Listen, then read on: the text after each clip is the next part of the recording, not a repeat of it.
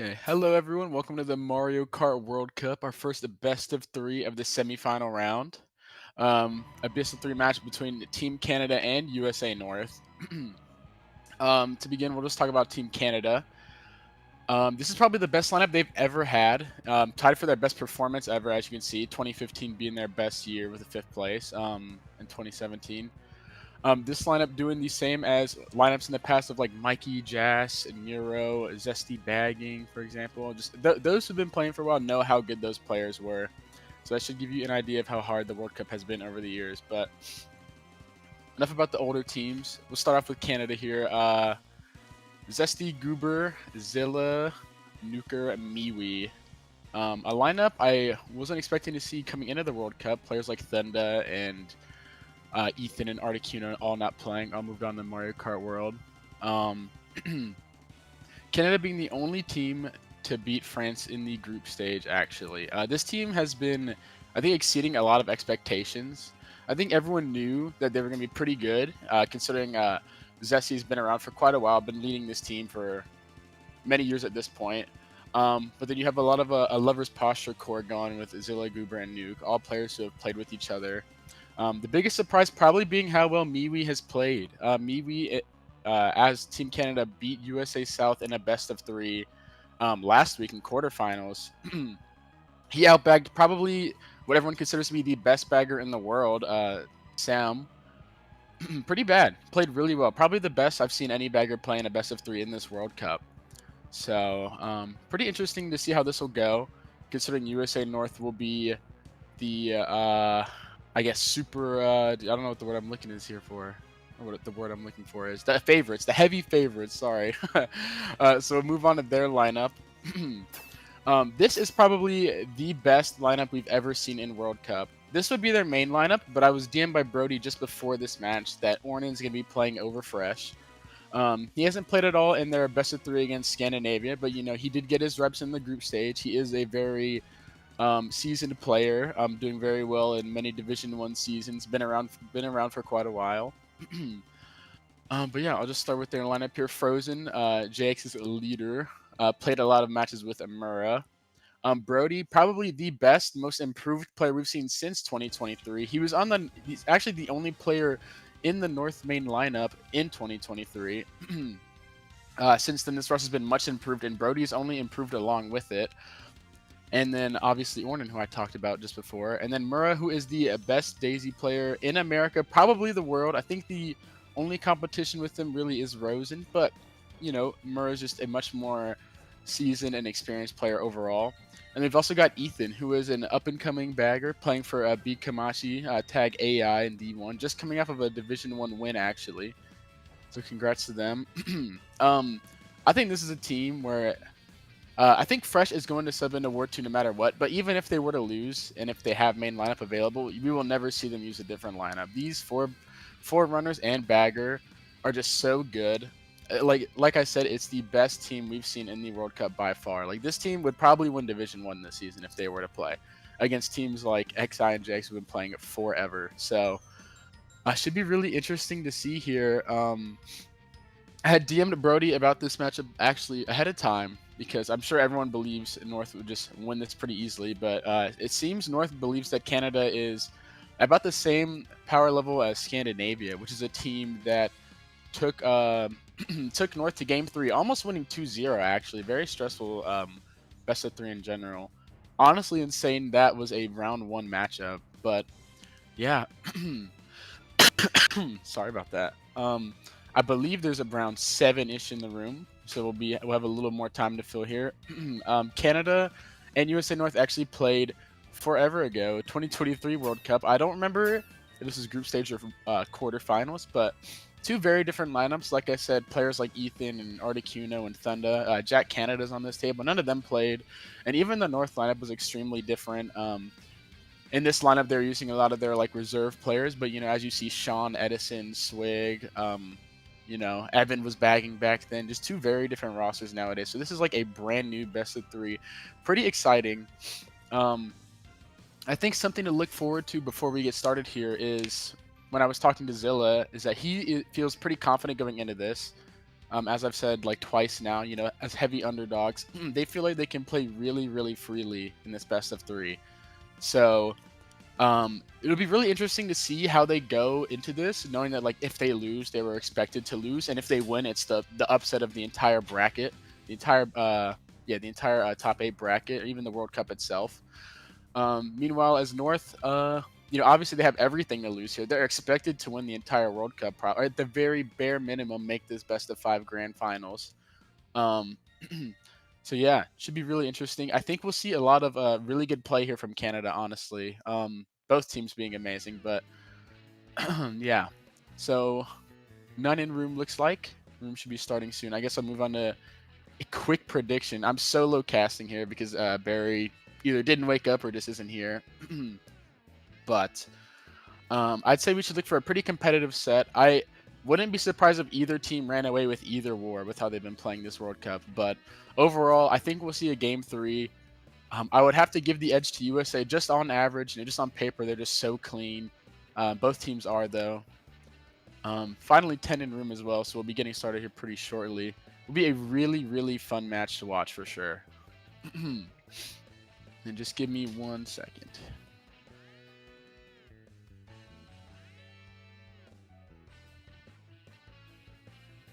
Okay. Okay, so we should be giving them the ready to go. Looks like they are almost ready to go. Team USA North is just waiting on someone.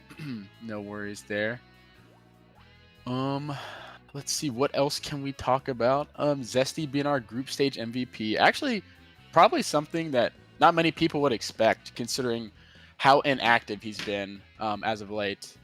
Only able to play in the summertime due to school. But just proving he's an all-around talented player. MVPing in the World Cup when there's so many top players in every group because there's only 2 groups. Super impressive. But yeah, looks like we'll have the room loading up here. Didn't see who our host team was. I'd have to imagine it's North because of the higher seed. So I'm sure we'll see our usual standard DDR Maple. Lame. But should be fun. Should be a good match to watch. Hope everyone's excited. Actually, I guess something I should think about is, considering they have Mura, the literal best Daisy, I am curious if they'll just go BCWii, although the current movie. Okay. Fair enough. Also, another good one.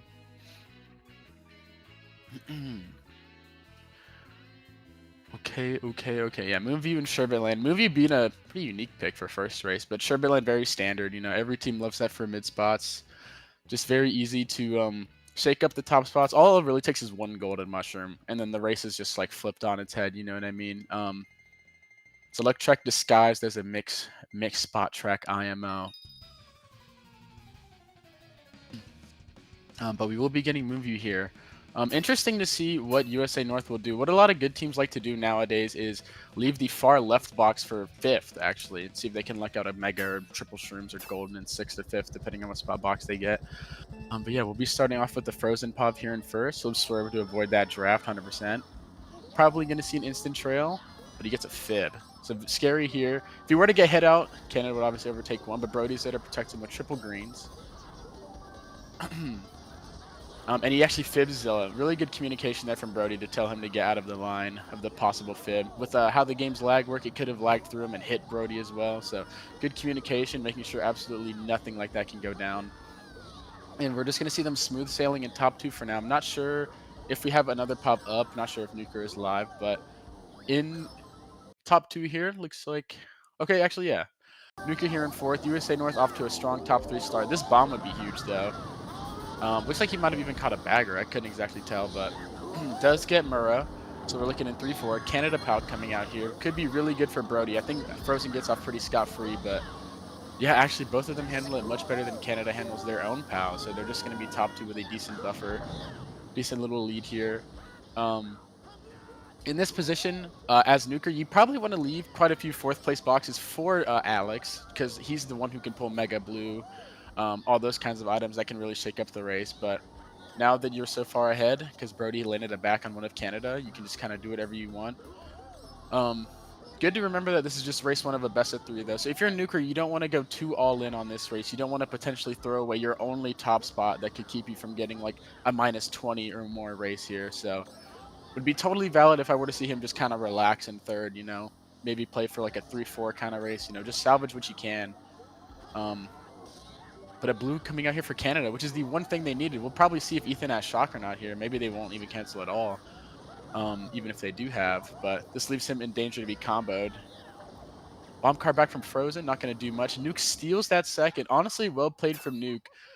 I think he played that just about as well as you can. You can't really commit too hard to trying to hit out top 2 there. At least not every race. Or I mean, at every opportunity, you really want to play to hope that your team gets shock or blue, and you guys can dodge up and you can hold that frontal presence. But good work to him. Saw Frozen run most of that as well, so not much to talk about with his POV. But yeah, pretty chill race for both of our POVs actually. I guess I should pay more attention to what's going on in the bag battle there because could give you guys some good insight. But 2, 4, 6, 8 coming out, literally the exact same room spots except for me getting 9th. Should be like a -5, -3 race or something like that. I think I'm actually way off thinking about it, but yeah. Okay.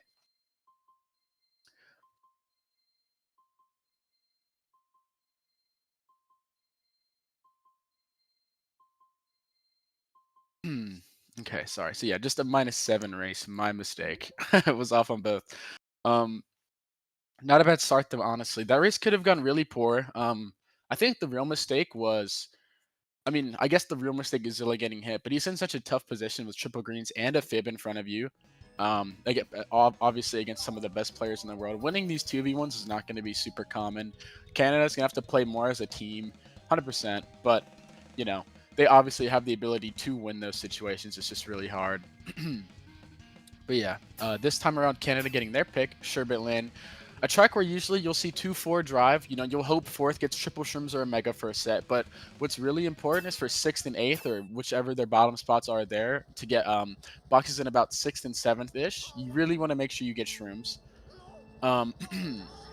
Yeah, looks like we'll be starting with our Nuke Pop here in second, see how he plays this. If he's able to draft like Zesty just did, he would be first immediately, but this is still fine. I think Zesty failed shortly after drafting, understandably. Kind of a hard turn to maneuver with.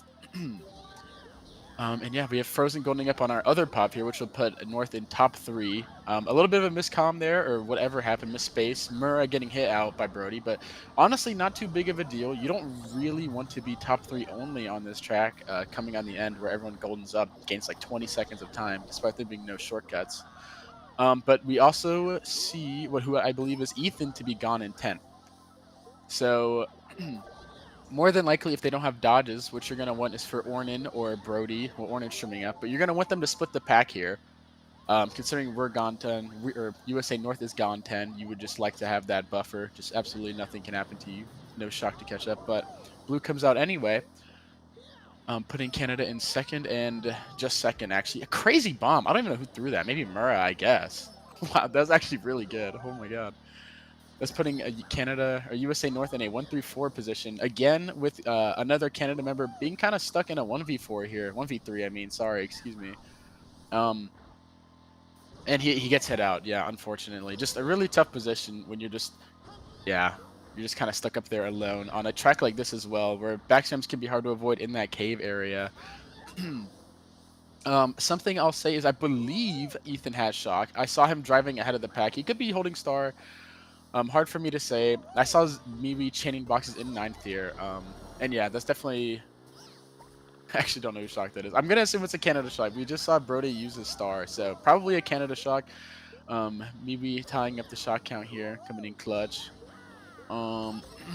Just shocking themselves in a set. I guess you have to call something before the pack gets 2 split, but a bomb coming out on Zesty, which he lives, keeping them in 2-3 here.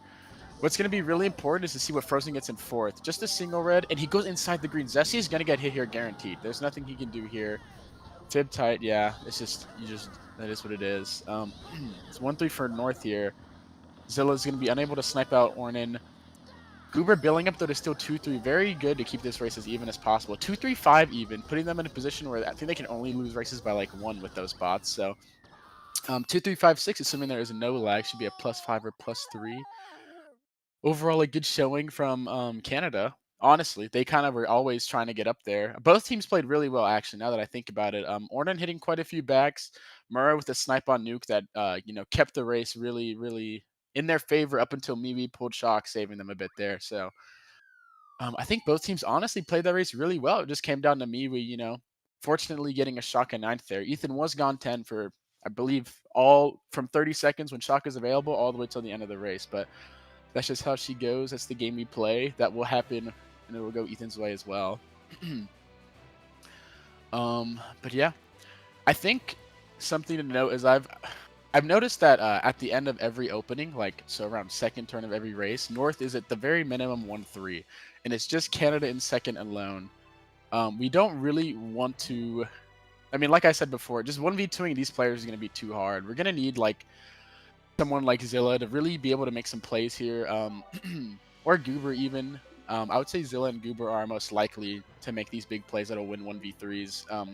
Zesty and Nuke being more like the consistent type of players. They'll score their points and they'll like communicate well for the team, make the team plays. But yeah, we're gonna really need to see just better openings overall. Otherwise, this war will escape from you. Especially a team like North with so much run power. There's just only so much they can do. But will be interesting to see what happens with these track picks here. Goldmine and Koopa Cape coming out. Obviously, you want Koopa Cape if you're Canada, but I don't think you mind Goldmine too much either, to be real.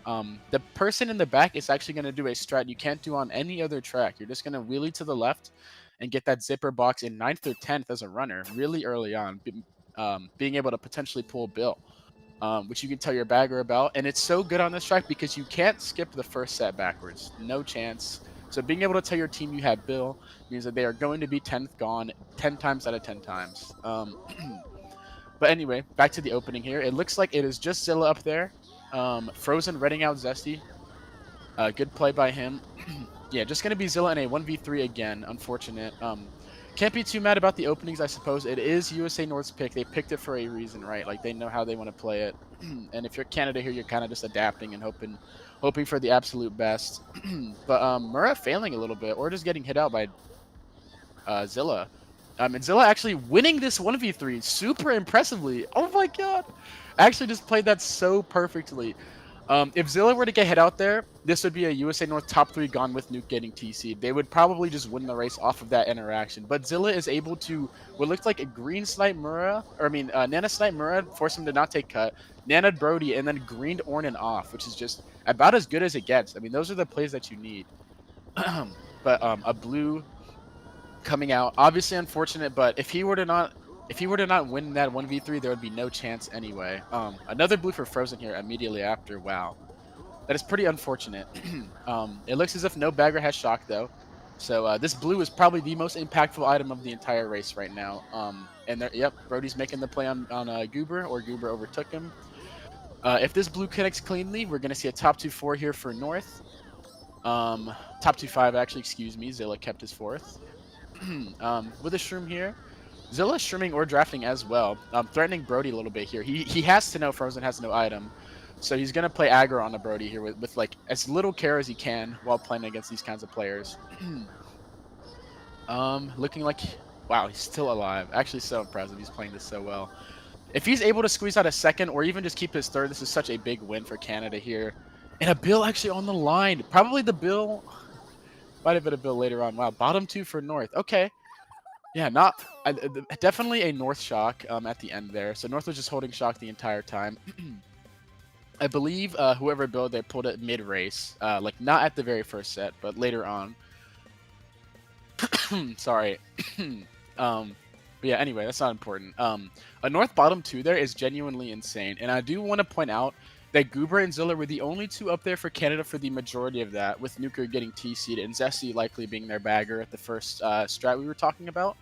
But Zilla winning that 1v3 is what keeps them from getting top 3 or top 4 there. Like, that is genuinely so impressive. He played that as well as you can. They pulled 2 blues, it is what it is, but if you're Canada, you just got to be happy that this GP isn't slipping away from you. Obviously, you would have 9 races left, but keeping it close early rather than being at a huge deficit against a team this good is ideal. making a comeback on any team left in the bracket. Like, for example, the other side is France and England. All these teams are here for a reason. They're all very good.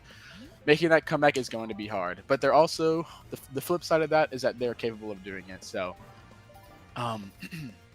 obviously, everyone knows, though, the less points you're down, the better, blah, blah.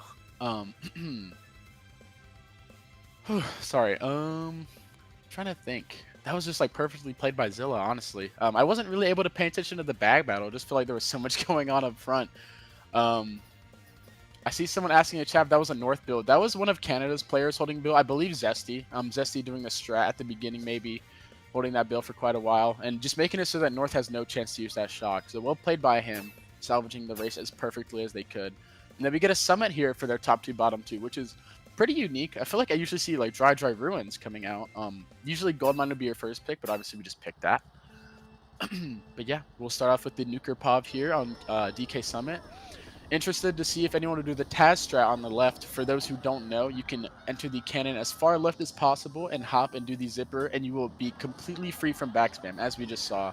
Brody actually doing it in second, so that the USA North player in first could back freely without having to worry about Brody. Honestly, well played, because avoiding any backspam on that zipper is hard enough as it is. But this double might be what decides the race. Murray's likely going to back here. If Nuke gets hit, it's really bad. He didn't back, though. And I think they both failed, unfortunately. But no, actually, just Nuker failed. So yeah, really, really unfortunate opening again for Canada. Granted, North does get the favorable starting spots here. But yeah, another situation where it looks like we're going to have Zilla in a 1v2 here. It was 2v2 with Goober, but he gets green by the early tight green by Frozen. Well played by them. Both baggers making the strat at the same time, I believe. Actually, no. I believe only MKWii did this strat, and it looks like Ethan likely has the shock in 9th. He might have got a box in 10 and pulled it first try, so he didn't even bother going for it.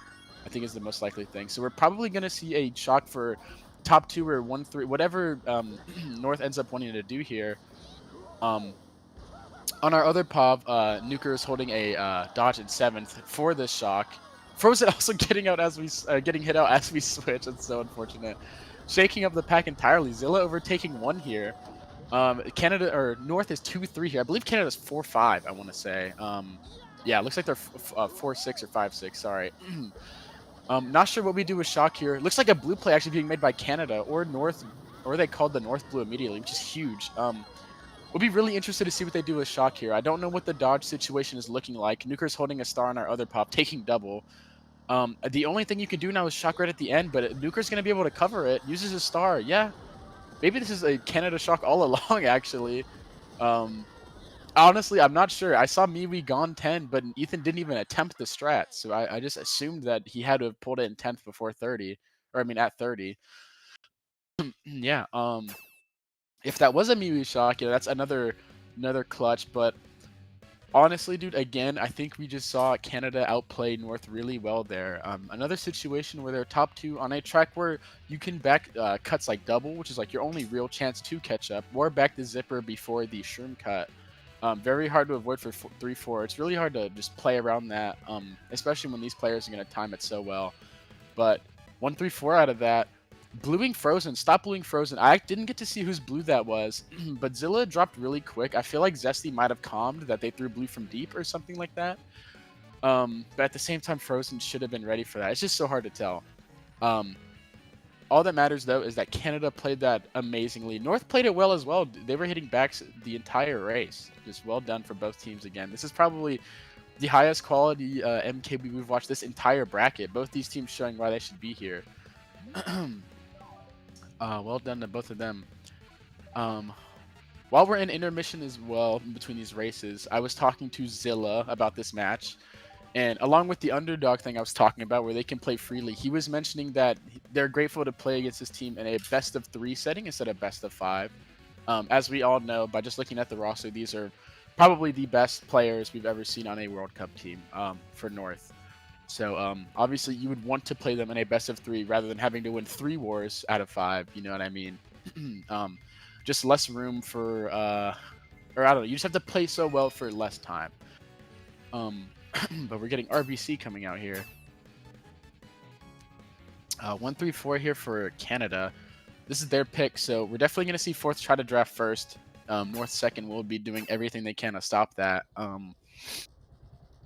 Ideally, what happens here is Canada gets this draft, and then this track later on is so like tight corners. You hope none of North shrooms up too much, and then you double back as much as you can. But it looks like North did a good job of mitigating those drafts, and Nuke as well, not getting drafted by Brody. Well played by him.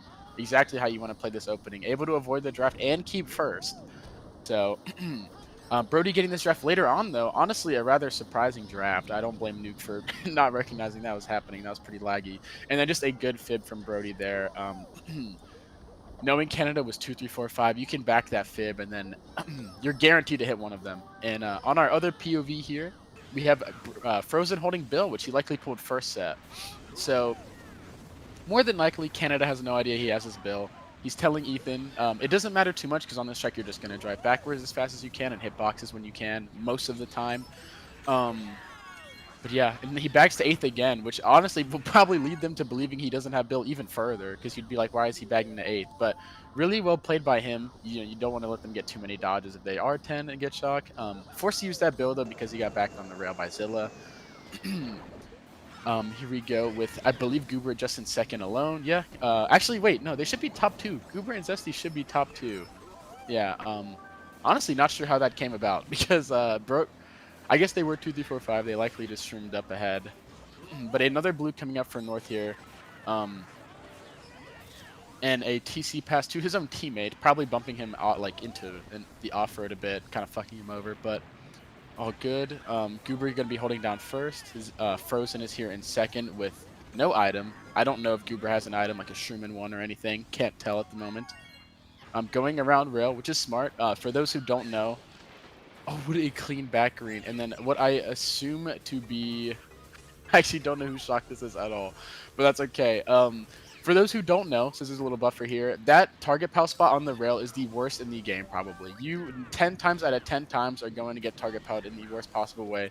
Goober recognizing that and going around the rail, and recognizing that Frozen is going to be taking rail, so he backs in the only line Frozen can possibly exit from. Well played from Goober, and the shock just luckily canceling it for him. Backing wide here, expecting Frozen. Oh my god, I can't believe he avoided those. That is actually so impressive. Getting target powered a bit. Goober failing power dodge, not mattering because of the blue. Looks like a Canada shot coming out to cancel the blue. We'll probably see USA North in top 2 regardless until these Shroomers come up here. On Nukes, probably can see them goldening up here, looking like they're just in 4-5. I'm not sure. Zilla in second as well. So wait, 2-4-5 here. This last interaction will decide which team wins the race between Zilla and Frozen. And he gets a side red on him. Oh my, a side red on the rail. That is insane. Another amazing play from Zilla. Like, genuinely so impressive. Wow, that is that is so incredible. So okay, no lie.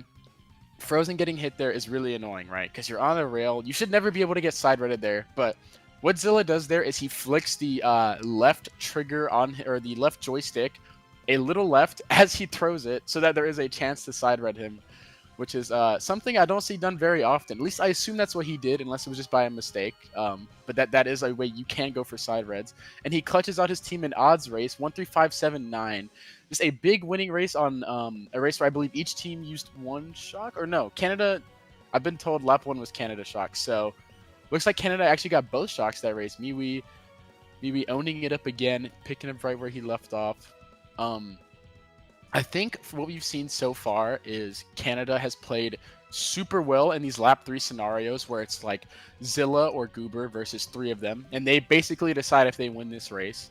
But USA North is controlling the top spots for like 2 or 3 laps before that. Not entirely sure if this kind of gameplay is stable, right? Like you don't know if you can 1v3 lap 3 for 24 races, right? But all you can do is just be grateful you're playing as well, dude. I mean, genuinely, this is probably the best I've seen Zilla or Goober play in quite some time. These are really, really good players, but they're just like playing like on another level. They're just playing so well. Kind of like what they said when they were talking to me about how there's nothing to lose. They can kind of just play freely, and no one's gonna care if they lose this. It is totally fine. So honestly, really well done to them. This has been very impressive to watch so far. As they get their Dry Ruins pick as well. So what's usual here is 1-3 will go tight. Try to take the sand hop. Goober unable to, gets bumped, and then fifth goes wide for a fifth or sixth place box. Going hoping that your mid spot box is something really broken, like you get a golden fifth, you just cheat. What you're really hoping for is triple shrooms, obviously, because that's the most likely thing. But if you get a gold and you're like over the moon, that is just as it's probably the best item on this track. But yeah, I believe Zilla's kept one here. Goober's still fourth despite being bumped out of the cut. But all good there. It's hard to take the sand hop from third every time. Frozen's just making some plays, and the nuke actually bombing him there, which is huge because Zesty could be holding an ultra item there, and Frozen would have been able to mess with him taking ultra. And there we see Zesty actually taking ultra, followed by nuke. So although nuke bombed himself, stopping Frozen there, he had kept Zesty fully safe from those triple reds. So quite literally played like you could not play this any better if you're nuking Zesty there. And then it turns into a top 4. Now, being top 4 here isn't necessarily ideal. You're pretty much guaranteed to see at least 2 of USA North take this ultra cut. But if you are in possession of shock, there's things you can do about that. It just gets really hard because you can't see if they're using dodges in the back. Whereas right now we're seeing Brody and a Bill, Frozen's and Star. But considering there hasn't been shock used yet, they definitely don't have it. Might be seeing a Canada hold here. Really good discipline to not TS Ornan in the cut. Probably someone in the back was aware that they use those dodges, but at times it can be hard to spot that when you're top 4. And still holding down 1-3 after that ultra. So 1-4 actually, sorry. Murrah with this TC here shimming into third. See, another top 2 of Zilla and Brody 1v1ing. If or actually no, that's Ornan. If Ornan's able to make a play, this race will go North's favor, but honestly not looking likely, and it's not looking like anyone has shock either. Yeah, I see Ethan shrooming, and MKWii is just chilling in the back. Looking like it's just going to be a pretty even race overall here. Clutch 2-3 from North there. Obviously you don't want to have this get out of hand. It was looking really, really bad when Canada was top 4 there. If they were to have shock or something like that. But another good salvage from both of these teams. Both teams playing very well. Sorry for the awkward pauses. I'm a little sick, so I'm like trying not to cough into the mic. But yeah. That race was a little hard to tell what was going on. I think the real decider of like how well Canada was able to open that race up is just Nuke with the play with the bomb in like 6th or 5th position there. Although he got himself bombed, you're not even mad that you're bombed there because you get to bag for an ultra item as well. So he takes out Frozen's reds. Zesty gets a free cut. And because you bombed yourself, you get a 7th place box now, which ended up being golden. He gets a clean ultra in their top 4. I think where the race could have been played a little different is Nuke needs to bag there in 4th. I know it's pretty tempting to just drive in top 4, especially with shrooms. But you really do need to ensure that they don't have 3 ultra takers like they did. Or excuse me, they had 2 ultra takers and a Bill. Hopefully you hope that when you drop to 8th there, you keep them to only 2 ultra takers, or you get a star in 8th and you star maybe 1 or 2 of them, and you just like kind of ruin their race right then and there. But that has also just been maxing. Obviously, you cannot play perfect every time, and these teams have been playing pretty close to it. They've both been playing really well, actually. It's been super awesome to see.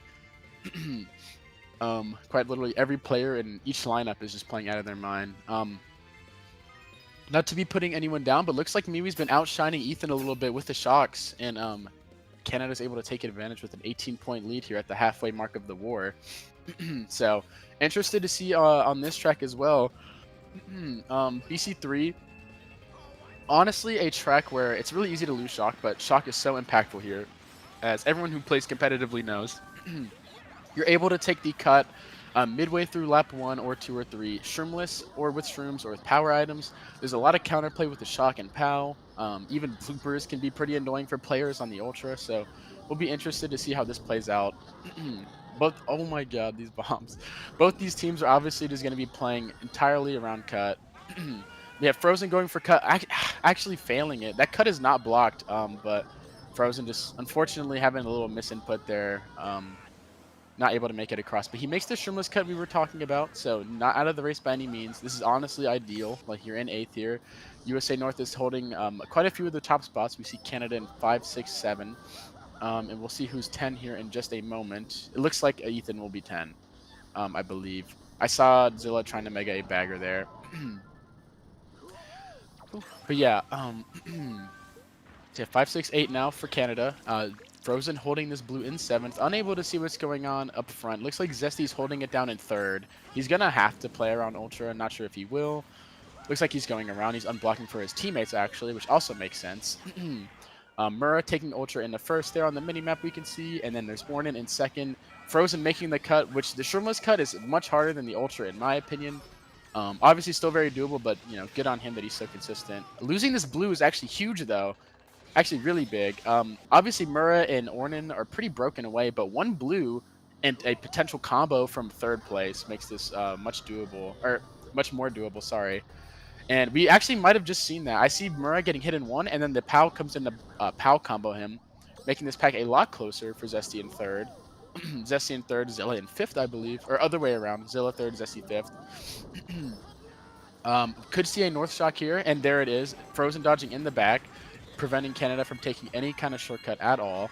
And it looks like cut is open as well. And we see a definite troll pen on the MKWii. Very unfortunate for Canada. That is just not his fault, but it does happen. It's the game we play. Yeah, that'll be a -20, I'm afraid. And on top of that, to add salt to the wound, it looks like USA North is going to get this winning race here. Unable to see the exact spots because both of our pops are bottom 2. But it looks like USA North will take probably a comfortable 10 to 15 point lead off of that. That troll pen is honestly really unfortunate. That like never happens, but you know, only so much you can do there. He does ruin Frozen's shortcut entirely. But yeah. I guess we'll wait for results. Unfortunately, neither pod was really up there, so I just couldn't talk about what was going on in the front besides on cut, thanks to Mura being a daisy. Zilla clutching out first, actually. Genuinely insane how well he's playing. This is actually, like, probably the best I've seen anyone play in quite a while, so dude, get on him, dude. I'm not even sure how he gets first there because there was a North Shock. My only guess is he took such a fast cut that they just didn't TS him, or he used a Mega on cut and then took Ultra, like something like that, something super crazy. Keeping that alone will probably keep Canada from getting too tilted or anything. I don't think this team will tilt, but it's really easy to see your bagger gets a -20, and especially when it's not their fault at all. Like that's just an unlucky moment. Really easy for you to kind of fall into a frustrated mindset, even without meaning to. Like you might not think you're annoyed, but you're just thinking like, oh damn, like we could be up 11 points instead of down 9. You know what I mean? So, I guess we'll have to see how the mental sticks out. Okay. Looks like we will be seeing a neutral track no matter what here. I guess GV wouldn't be a neutral track, but it doesn't get picked anyway. Parkway coming out here for 2-3-4 for USA North. This is a track that is really, really easy to draft on. Like, if you're first, you can't avoid getting drafted and keeping first. It's just really hard to do so. But Canada also holding it down in 5th. If Zesty's able to get a big 5th place box here, and it's like a mega or triple reds or something, that would change the race. Looks like he just gets a single red, though. But they do keep top 2 off it. Somehow only Zesty drafting there. I was saying that it's really hard to keep first and not be drafted, but Zilla proves me wrong again, playing out of his mind, keeping his team in top 2 here. Nuke is going to get redded down to the back, but that's totally fine. I see first getting hit. I think maybe that was a bagger. I actually don't know. Yeah, it was a bagger. Sorry. Zilla is holding it down in first, and a quick back bomb from Frozen. Not going to land on anyone. It was a quick decision there. Fair enough. And we'll have to see. This is where the race is going to change up on every single lap. Backing on the bridge is huge, but also Goldeners, Star Cut Takers, all that going to be massive. We see Zesty coming up in a Mega Mushroom here. Zilla actually hitting Brody out, I believe. And then Canada's just taking over in top 3. I didn't pay attention to which spots the bagger were in, but if they have Shock here, they do have the opportunity to call top 4 in, only dodging Ornan. They opt to hold if they do have it. Very valid. The bag battle is super close, actually. It looks like neither bagger has it. Honestly, even if you do have Shock, I'm not sure you make a call there, especially if Nuke is holding this golden. You know that you're one of your better players is going to be goldening up at the end of the race. So you're very confident with just kind of hanging out. I saw Zesty do a drop back bomb play there. Very well coordinated, hitting Murabito. Dropped whatever he's holding. And then he chains, Frozen chaining a star there. Only for a single red, though. So won't be able to make any super insane plays on their top 2, but let's say Nuke is the golden pass Frozen here. He's going to get redded. Might even get bombed here. Nope, neither connect. Okay, so they're top 3. This, if he has shock here, this is what changes the race, and it looks like North would have it if anyone does. But no, I would assume it's shockless because we haven't seen anything, and Canada's just running away in top 3. Here, if you're Canada, if you have standstill items, so a banana or a fib, you really want to double back for a nuke if possible. And he has a red, which makes things really complicated, and unfortunately, nuke hits it. The reason I mentioned a standstill item is because it's just easier. All you have to do is drive wide of it, and then you can back around it. But if you have shells, you have to time it really well. And while these players are capable of doing so, it just makes life much harder. Frozen come out with a big snipe on Nazilla, potentially even a back green. He does back green him. And then we have a North shot coming out. No, a Canada shot coming out for a dodge here. Clutching out 2-3-5. Actually, a perfect 2-3-5. Oh my god. Wow. Genuinely insane. Okay, so another race where both teams play super well. Spots were kind of constantly shifting in the mid pack, but Canada held down top 2 that entire time up until that blue and unfortunate back red on nuke.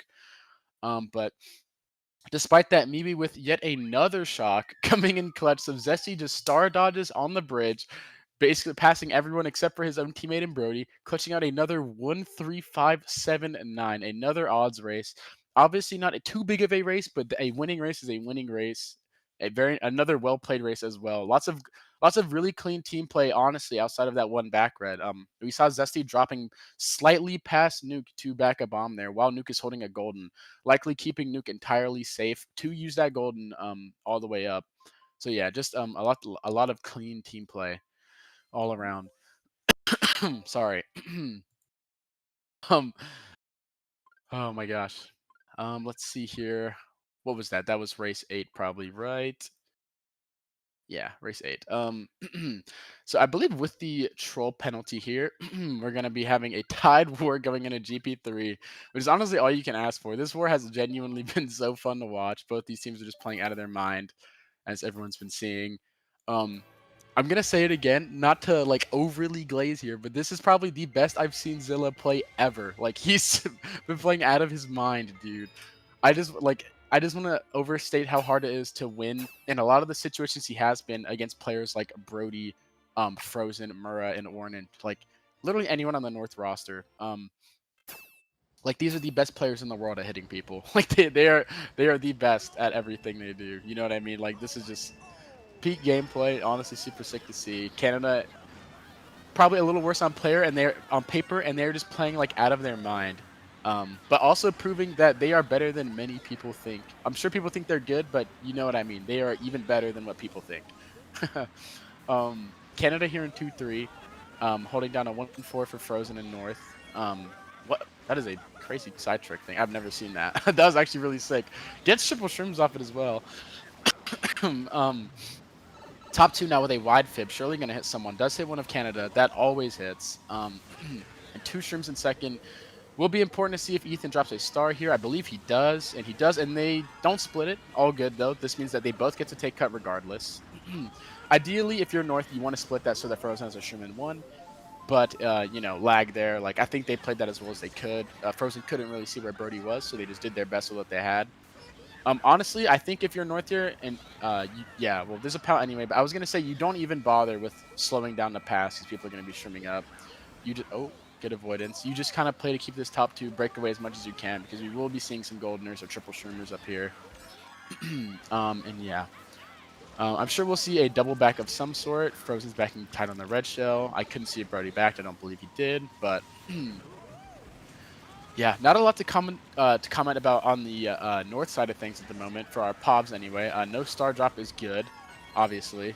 They won't be breaking further away. All we really need here is a blue or shock for Canada, though, in this race. And there's that blue, perfect timing. We're gonna see Zilla, or no, Zesty it is. Sorry, I keep seeing the Z, assuming it's Zilla. We'll see him in second here. He combos Brody, putting Brody back in the like 5th place-ish, roughly. North is still holding on to 1-3-4, it looks like. 1-3-4-7. And Nuke is holding a dodge in 8th on our other pop. Frozen being this far gone, though, he's going to try to fib Zesty here. He might back to this on the landing from the red ramp, and he does. If this hits, that is huge. Does not connect. Okay, good on Zesty there to avoid that. Zesty is definitely the kind of player to be aware here that the only way they have a really, really bad race is if he gets hit out. So he's going to be playing as safe as possible. He has just enough space from Murra that he can't be redded or sniped probably. And he's far enough away from Frozen that he can kind of safely take these lines and avoid any kind of back, especially when Frozen isn't getting green shells, which is huge. And then Zesty keeps his second there. Well done. Um, And then we have Nuke finishing up in 6th, maybe a North Bottom 2, I can't tell. Yeah, a North Bottom 2 is huge. So well done on Zesty and Canada there for 2, 4, 5, 6. Zesty was our only top spot there.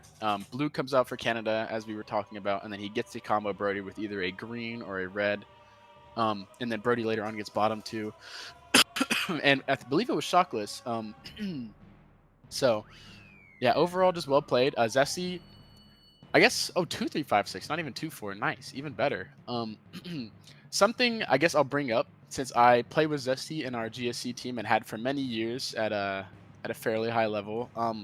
He's the kind of player where like he'll be thinking about the point differential while you're playing as this war gets closer to finishing.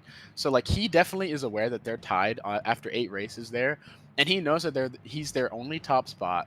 So the only way that he puts his team in a hard to win situation is if he's hit out. If they get 1, 3, 4, 5, like 9, for example, obviously that sucks, but it's only like a 15, 17 point race ish, something like that, right? And he's aware that they can come back from that. But if he were to play greedy and try to hit Murra and then he gets hit out and they get top 4, obviously going to be a lot harder and worse on your mental to see on the results screen. So just good awareness from him. I didn't see him commit to very much. Very, very well played again. But we have a Gardens pick coming out from Canada for 2, 3, 5, 6 is interesting. But, you know, I guess it makes sense. You can play this from any spots, really, except for, like, you know, if you're, like, top 4. But North getting what is probably going to be their best track on average, MKWC. We've seen this in JX a lot throughout every GSC season they've played. Teams are aware that they're good at glitch, especially Murra. So they play their hearts out to back on the glitch and make it as humanly impossible as they can. But JX, having practiced against this, they're going to be able to play around anything Canada does very well. I've seen Murra time and time again. We will triple block the glitch. We will back bomb on the glitch. It doesn't matter. He will have a mega and make mega glitch. Or he will do what he's doing here and just be first. He will just outdrive everyone or get a shroom first set. And he's so good at avoiding all these items and these hard openings that he can just get himself freely up to these broken 10-second shortcuts. And then we'll see if he makes it. Obviously, possibly he still fails, but I believe he does make. And yeah, he does. So top 2 with first being broken away here for North. Hopping over the ramp, obviously not ideal. That just happens sometimes, you know. Fair enough. A little shroom to boot to keep yourself out of sniping range, thankfully. That was the only thing I was really scared of, was him like failing that and then being able to be sniped off, giving Canada their only real hope. But actually, we see a Canada shock early. MKWC just playing out of his mind as well, dude. All these players are stepping up so well.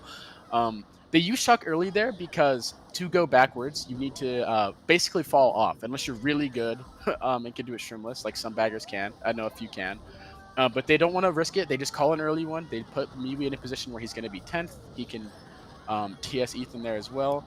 And yeah, that's exactly what we see. And he should be 10th for a little bit. I guess we'll see in a second. With a crazy snipe from Nuke. Even though Nuke gets trailed here, I mean, he makes the pack so much closer by doing that. That was actually very impressive. But yeah, we have a MKWC 10th place position here. He's gone by about 3 to 4 seconds, meaning that if he gets Bill in 10th, you know, he will still be able to keep it by doing the first respawn bagger strat that we see them passing right here. Something to note is Murra didn't actually go for Glitch Slap 2, I don't believe. Don't know if there was a power or anything. I don't think there was. So just playing it safe, fair enough. You know, you're already so far gone. For all we know, one of North could be holding blue, and there's no reason to risk glitch. You know what I mean? Which is a fairly finicky one. You know, you can be sent off from all sorts of angles. So yeah, just playing as safe as he can. Frozen with a couple of mechanical errors, but such a good player that he's going to be able to recover from those. Like, just as we saw, you know, just a really good player at like making up alternate lines on the spot. So not losing too much time, keeping himself from being able to be sniped out. Now we see a North top 3, maybe even a top 4. I see Ornan up there in 4th barely on Nuke's Pav. Nuke chaining a star, another MKWC shock to mitigate the damage here. A little too late. But I mean, you're just happy that he can even get it. He just gets to that race, and North still gets top 3-6, but you save yourself about a 4 or 5 point swing there by calling that. So well played by them. Honestly, I can't say I know the exact shot count, but I would say that I feel like MKWC is playing really, really well right now. Um, excuse me. MKWC has just kind of I mean, straight up has been 10 a lot of the time that I've seen, and like, I mean, like I think Parkway, Canada, yeah, Canada also had a very late shot that they could use from him being gone 10. So just really impressive overall. Interesting to see from Ethan here as well. Obviously, as I was talking about, he's a really, really good bagger, like a very strong bagger. Um, but USA North is very capable in the bag department with 3 baggers, I believe, at their disposal. The other 2 being Kaizo and Snoopy, I want to say. Those are also very good, strong D1 level baggers. So even if North wins this, I'm sure they're noticing the shot count to some degree. So it will be interesting to see if they have anyone substitute in for them. Um, but yeah. So for now, a top 3-6 coming up for North. I would imagine they pick like Mountain, for example. We'll see what they do. Treeway would also make sense. Yeah, Treeway makes perfect sense. And then Gardens coming out here for Canada. So obviously, if you're Canada, you want Gardens, blah blah. It's just the perfect mix-up track. It's probably everyone's favorite luck track, I would imagine. I feel like it's the most commonly picked in wars as they get it here. Will be interesting to see how they play this as North and top 3. There's a lot of different variations of openings you can do. Like for example, you can have your first place player take the type box, but he will sit there. So you take the box away from the Canada's bagging players, but you also get to wait for the respawning box yourself, and then you get it and potentially get shrooms, but we don't see that. Nuke actually making a really good place, immediately sniping out Murray. He gets redded and traded for it.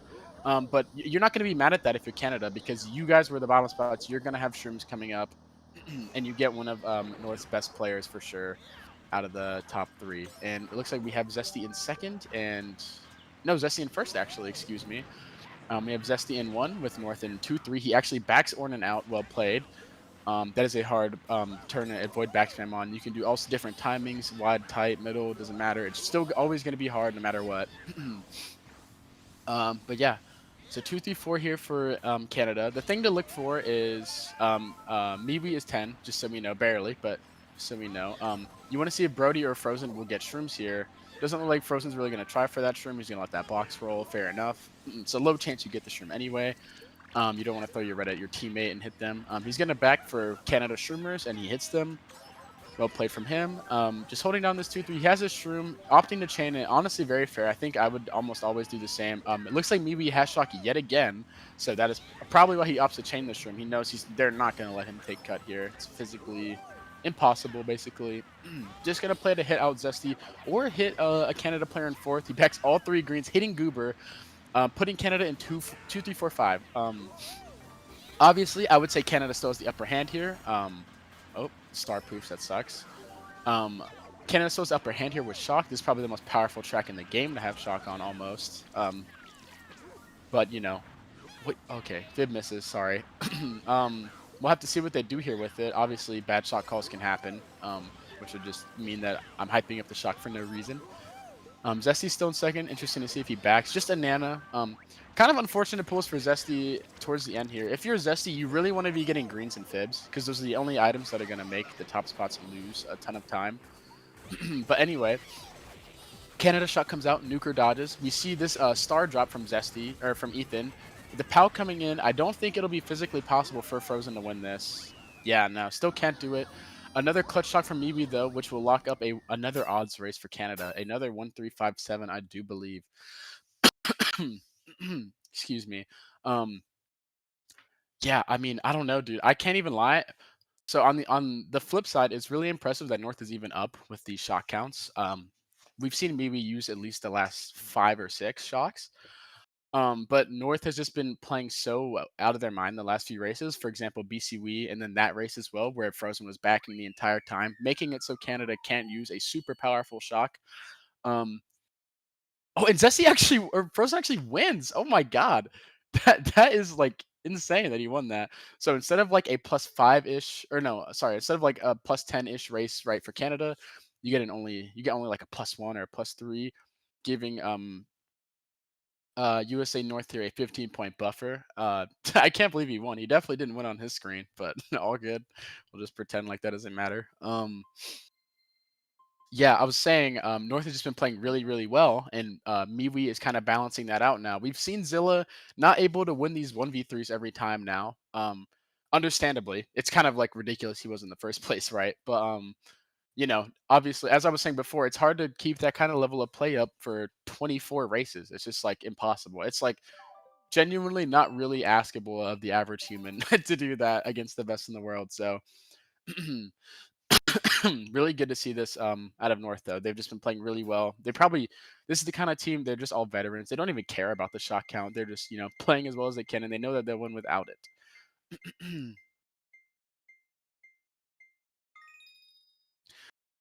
And just so everyone knows, it looks like Barry will be joining us for War 2. Unfortunately, the Australian schedule, I assume they were busy or fell asleep or whatever. And we have a Grumble Volcano pick while Canada's down 15. If there's a track to get a big race and win the war, just steal the war from them, this is that track. Um, just a track where obviously the shortcut is relatively easy to do. Saves like 5 to 7 seconds, like something ridiculous, and like what's it called? I'm so sorry, blanking. Shock itself is extremely powerful. Sorry. Even if you can't take cut as a team, you can use shock often to keep the others from doing it. You can also do what Frozen's doing in 1 right here and backing on the cut, which could shake the race entirely. But looks like Canada's going to take it in 2-3. I assume Goober has shrooms, which is why Nuke is kind of just chilling here with the golden. Just gonna let Goober stay in 1 here. Totally valid. Even if Nuke were to fail, like let's say he was just failing that whole time, still a valid play. Honestly, like this is probably better, assuming Goober actually has those shrooms I was talking about. But yeah, we should see a lot of backs from Nuke. He should be chaining as much as he can for that shroom in second, and he does. Yep, and he gets it. Wow, well played. Obviously, there is some luck involved there to get that shroom, but just having the awareness to know to spam that box every single time is what you need. Lots of players wouldn't do it, etc., etc. And he gets a box in 7th because Goober fails the respawn, and it's a shroom. So even though Goober fails and gets the respawn, he still has a shroom in 1. Gonna lose it to this pal, but all good. I'm not sure which bagger has shock. It looks like MeWe is in 9th, and Ethan is actually gone 10 this time around. So should be interesting to see. We have Canada still in top 2 with a shroom in 2nd for Nuke here. We're going to be seeing him take cut. MeWe falling off. We might see a North shock, honestly, soon. If they have shock, this will be impossible for Canada to win, I'd have to imagine. Blue is going out, but something that happens is the respawn will kind of mess up with the blue and won't even target anyone. We don't see the blue at all. It's looking like Canada might actually steal this war. On our other pop here, we have Frozen crossing in 4th and a Canada top 3 to steal it. Top 3 is a guaranteed win here. I believe the lowest top 3 spots you can get, or plus minus you can get, is 19. So if they were to get that, they would win this war by 4 still. Honestly, just kind of insane. I mean, Nuke and Goober played that really well on top 2. Goober did fail the cut, but it doesn't matter because Nuke pulls a shroom. And also, they were just kind of constantly backing. Even though they were just nanas and stuff, if you have to go wide on these tight turns, you're losing time constantly. So like, even if you're not hitting someone, they are just constantly losing time. Top 3, 8, 9, 27, 37, 40. So yeah, plus 19. Okay, I was correct, dude. Let's go. Plus 19. So for a plus 4 win over USA North, coming out early with the win, very impressive. Honestly, I assumed that North would kind of come out heavy hitting, kind of blowing Canada out of the water. But as we saw there, Zilla with the MVP, easily the best war I've ever seen that guy play. That was genuinely so impressive. We obviously know he's a very strong player, but yeah, just exceeding expectations. And now that match 1 is over, I believe we will have a quick intermission. Barry will be joining us. I'll get a little tiny break, and yeah, we'll see you guys for match 2.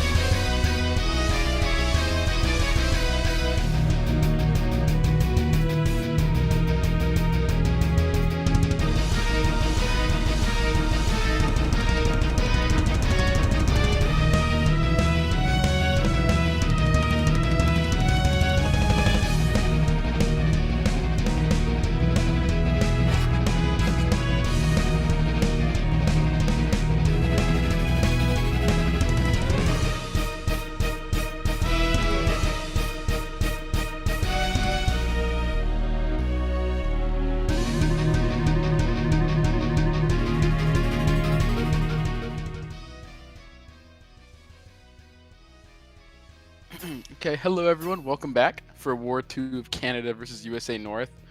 Obviously everyone was here, but Canada coming out with a clutch +4 win, even with a -20 on the board against a team so good is super impressive. Um, Real quick, just gonna talk about how Zilla played extremely well that match. Probably the MVP of that war. Points aside, like just made every correct play. Him and MKWii were probably the two to really set the tone there. Um, just Zilla constantly winning these 1v3s and 1v2 situations and keeping Canada from losing races by like 20 instead of what they did lose by like 9 or 10, whatever. And then MKWii just winning shot count by what felt like 8-3 or like better. Like it just felt like he just absolutely stomped on Ethan. But I'll let Barry talk about our substitution here. Yeah, we've got a fresh subbing in for Ornan, which I think is gonna be like a key thing in this match, just because I think Ornan and Fresh are very similar levels of skill as a player, but Fresh has been in their main lineup the whole tournament. They've only lost one match with this lineup so far, so they're throwing out the whole throwing out all the stops for this match too, as their back is now for the first time in this series, first time in this tournament really against the wall, as the favorites. Yeah, even against Scandinavia, you know, they had won War 1, so when Scandinavia eventually took War 2, it was just 1-1. So like, you know, obviously it's win or go home, but it's not like this where you have to win 2 in a row now against a team that played probably the best I've ever seen. A lot of their players play. Like all of them played really well. Nuke, Zesty, Goober all played just extremely well, and then Zilla standing out. But we have Sherbet in here to start with USA North in the evens. How do you think they're gonna play this opening, Barry? I'm looking to see. Oh well, the wall hit for one is not good. We're gonna see at least a couple people in the back looking for a golden for streams to come up. I do see the pack splitting already, which is kind of interesting. So Oh wow, Pevert actually connecting is crazy. Looks like we're gonna have Canada take over in 2-3 a little bit. 2-3-4 if he breaks his red. No, not able to, but 2-3 is still fine. You know, you're still able to get streams on this track. And bottom I two. just yeah, and I just noticed as well. Maybe hit a box before 30, so he had to lose Bill, and Ethan is gone 10. Um, so Ethan also losing Bill. Never mind, doesn't even matter. That's gonna be a key thing for this match, is seeing if Ethan can bounce back. I obviously wasn't here for match one, but Yeah, actually, maybe I was had a gonna key ask part. you. Sorry, I was gonna ask you if you don't mind. Obviously, I don't play league matches with Ethan very often, but in scrims, you know, he's like able to. You know, he tilts a little bit. I don't know if it's the same in league at all. If you guys play your best of threes for playoffs, but I would imagine not. Oh, you asked me if he's tilts. Yeah. Yeah, he can a bit, but I don't see it like affecting his performance. I think he'll come out this match and have a much better performance than he did last time. And we're seeing like 1-3-4 from USA. If Ethan has shocker Oh at this, my God. oh Zesty failing too. This is top three. If Ethan has shock, this is a scary race for Canada going out.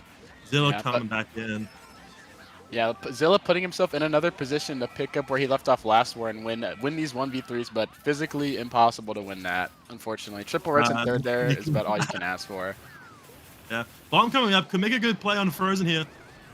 Does slow him down. That is good, but I don't know. USA is running away with it. Canada's gonna need shock to win this race, and the back red connects. Yeah, One of if the you're baggers doesn't have it. yeah, it looks like a maybe shot coming out actually. But if you're Canada here, all you can really ask for is just a mid spot race, right? But Nuke dodging up here should be able to red Frozen or never mind. Oh, Wow, oh, well that's played. such a good play. And this Wow. is where Frozen can be really scary. Even in situations where his team is guaranteed to win, he's going to go for those stop stars, and he gets Brody a spot off it, locking up a top 2-4. Actually, like perfectly played, dude. That was that Yeah, was that very was a impressive. brilliant counter, and that's where the value of Krusty comes in. Is even when he's not getting shocks, he knows. I've talked to him about he knows the correct plays. He knows how to like give himself impact Yeah, even when he's not getting shocks, and we see it right there, dropping the stuff for top two and Frozen, going for the split star, and even though Nuke dodges up, it's just not enough. You can't do yeah. anything about it. Um, yeah, I mean, like you were saying, dude. I mean, that star drop honestly might be more impactful than MeWee's shock. So really good on Ethan there to make the best out of like basically nothing. You know what I mean? Yeah, 100%. Super well played for him to drop that, and then for them to coordinate splitting it, and then Frozen doing what he does best. I actually playing against him has to be so obnoxious, dude. I just always see him slagging constantly, and he's very effective with it. So I definitely think Frozen's one of the highest impact players in the game, even if he's not individually playing at the highest level. He's always going to have some impact for your team, and I think that's what makes him so good. yeah, exactly. But obviously, if you're Canada here, you really don't want North to snowball. I know it's like a pretty common term. It's like, you know, everyone thinks about it, but a team like North, who's been playing as well as they have been, every opening has been really, really clean. You just really hope they don't get gold mine in this position. Um, Yeah, and 100%. they I think do. that you get gold Manuel. I do think that's what separates um like US North from a lot of the other teams. That I think the way like, because obviously we have Mura and Frozen from JX, I feel like the way Frozen likes to play his openings is super suffocating, and not a lot of teams can really handle Oh that my enough. god. Zilla doing the little task like MT strat, almost getting in a first there.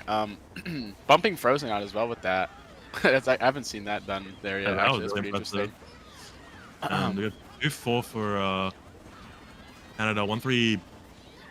Can't see. We'll see. We'll wait until the pack split settles a little bit to see how the spots shake up here. But it's looking like 2-4-5 for Canada. Oh, Yeah, and regardless of Zilla. the spots, these triple shrooms are so huge here. And the fact that he's able to get past Brody with triple greens is crazy, but TC in third is not the wave. And hitting your teammates' greens and passing it to them is also not it. Unfortunate. Definitely happens, but that We're could seeing. ruin the race. I was seeing Frozen and Zilla on bottom two here. Not a whole lot. Zilla does get Bill though. That's going to be important for the bang battle. We see one bag is slightly in 10th. Yeah, I believe Still, Ethan was 10 last we saw. And then some looks like maybe yep. he has shock. Yeah, and there it Yeah, I is. think maybe just pulled at that set. And yeah, I like that lap 2 shock. Just stop. Don't let them break away anymore. Maybe we can still get back into 10. It looks like Brody might have dodged actually. Yeah, I think he dodged the. I think he got one box in fourth when Zilla shroom passed him with those triple shrooms we saw, and then obviously they just don't know he has a dodge in that position. So free dodge for him, well played. Being aware that Miwi has shock as well, Ethan able to communicate that quickly so that he can make a decision on his own. And Zilla Zilla's off. unfortunately off. Oh no, that is That's so unfortunate. Wait, unfortunate. Murray is too. Wait, what? They just both fell off there. I don't know what that was, but that makes the race a lot less terrible. Wide. Yeah, we're just gonna be seeing these probably about 2-4 for Canada unless Frozen it doesn't connect. Good try. Blue coming out. Not gonna connect on the nuke. Shock comes out. That looks like a USA shock. Yeah, Uh, looking like a 1-3 to salvage it a bit there for USA. Ethan with his own shock after Miwi's target shock, along with Zilla getting Bill there. I should have commented on it when it happened, but because of when they used shock, Miwi had to wait in front of the TS ramp, and then yeah. Ethan was able to just keep going at 10, knowing they had Bill probably as well, so he just like rams the box for free. Yeah, 100%. I think Zilla was the only dodger. So after, like, I think with that in mind, I'm not entirely sure if I think the lap 2 TS was enough value to really justify that. Like, it didn't really put them into like a super strong position. Obviously, you don't really want get like whole top 3 pressure on you for the whole race. But Right, yeah. I don't know. It's hard for us to say because both our POVs at that point were like 5th and 8th, right? So like yeah, couldn't really tell what was yeah, going on, but I do agree with you that on average those kinds of shocks are really risky. But you do need to take those risks to beat teams like this. Like you can't always just be like, let's hold shock and just hope that we like keep it close enough that we can use an impactful one, right? yeah, 100%. And when we see USA up, yeah, USA up 18. Honestly, still not too bad at all. Like that's a deficit Canada can definitely come back from. But this is a deficit USA, especially in the first couple races. They're gonna want to keep extending and keeping the pressure on. And while Ornan's a really good player, I do imagine that we'll see them play even better with Fresh in. Obviously, Fresh is part of their main lineup for a reason, right? They're probably more comfortable. Brody playing GSC and winning GSC with him as his teammate. Yeah, 100%. I think there's some better chemistry there. Maybe looking at hop putters, see if anyone hops in. No one. It looks like. No, I'm stupid. Yeah, Murrah hopping in an 8th there. I believe you get in the 8th place box. So potential for build there or just Goldens. Anything impactful. Frozen getting hit out. Nuke, Goober, and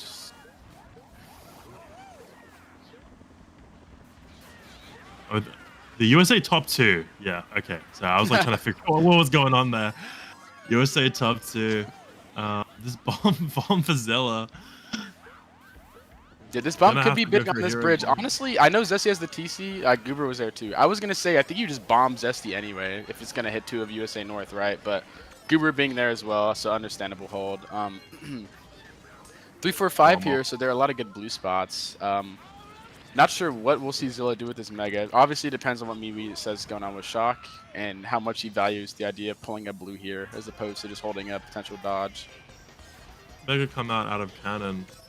I'm interested about that. Maybe predicting something. I don't know if I just missed something when I just went out, looked away for a second. I saw Ethan driving away from the first set, so I feel like MKWii might have calmed like he could have maybe. But you know, obviously no Shock, and then we see Nuke get hit out, so no 4th place chain for Zilla either.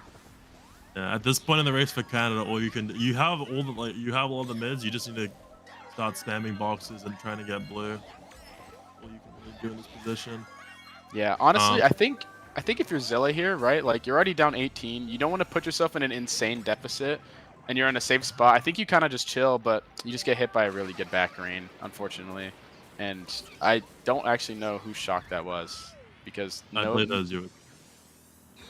That was a weird one. I don't think Murrah dodged in cannon. I'm pretty sure they botched that Shock, honestly, if that was North. It was really weird.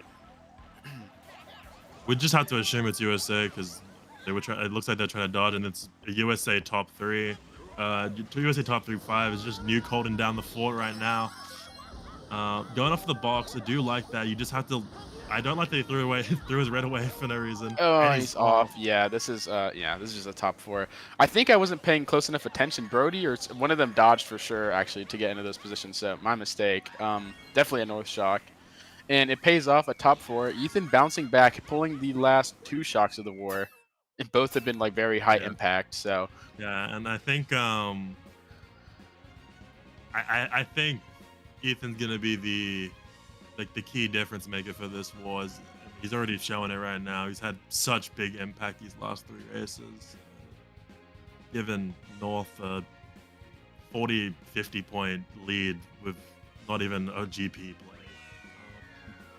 play. Versus a team as good as this, that's a hard lead to come back from. But we're gonna see Canada continuously fight, and obviously, even if Canada lose this, we will be going to a match 3. So it's not the worst match to lose. Yeah. If anything, like, you know, I mean, yeah, just like you're saying, you can always just like tell yourself that you know, we have another war regardless, so you can't tilt at all. But something I was talking about in the last match before you joined us was that you don't want to be in a big deficit of teams this good. We saw with Scandinavia, who's also a team of like roughly like Canada's talent, like I'd say probably a little below North. They just started off down early. They were down like 70, 80 points after 5 races and just couldn't come back. They just kept getting like 2, 3, 5, 6, 1, 4, 5, you know, like good races, but it's not in the context of being down 70. Yeah, it's just like not enough. Like you never really want to be in a position where you let a team get like huge leads early on, especially like as you said, great teams like USA North. It's gonna be hard to like, chip away at those deficits in a meaningful way. Yeah, but as we saw last war actually, obviously they won with a top 3 last race down 15. So we know they're capable of making these good races against a team as strong as USA North, right? So this is definitely going to be a race where they want to win the momentum back in their favor, but this is not the track they would Yeah, Like it. not at all. This is exactly what happened to Scandinavia. They went down like 30 to 40 points mid GP1, and then North got BCWii in top forward or something like We're that gonna be on seeing it. a bloodbath in this opening, I'm sure. Oh my Oh, gosh. we're getting Yeah, a hit. lot going on. Not sure what Had officer this bomb. I've literally a perfect bomb. That hits was. three I of don't think it them. gets any better than that. That is genuinely insane. Top 3 break for USA off that, and he And he pegs gets the green Goober. on me. Wow, that's what Frozen does. Interested to see. It looks like they're gonna block glitch, and Mura's gonna go the normal route where you wouldn't be able to take it usually. I go left side. Left He side went glitch. for left side glitch, I He, think.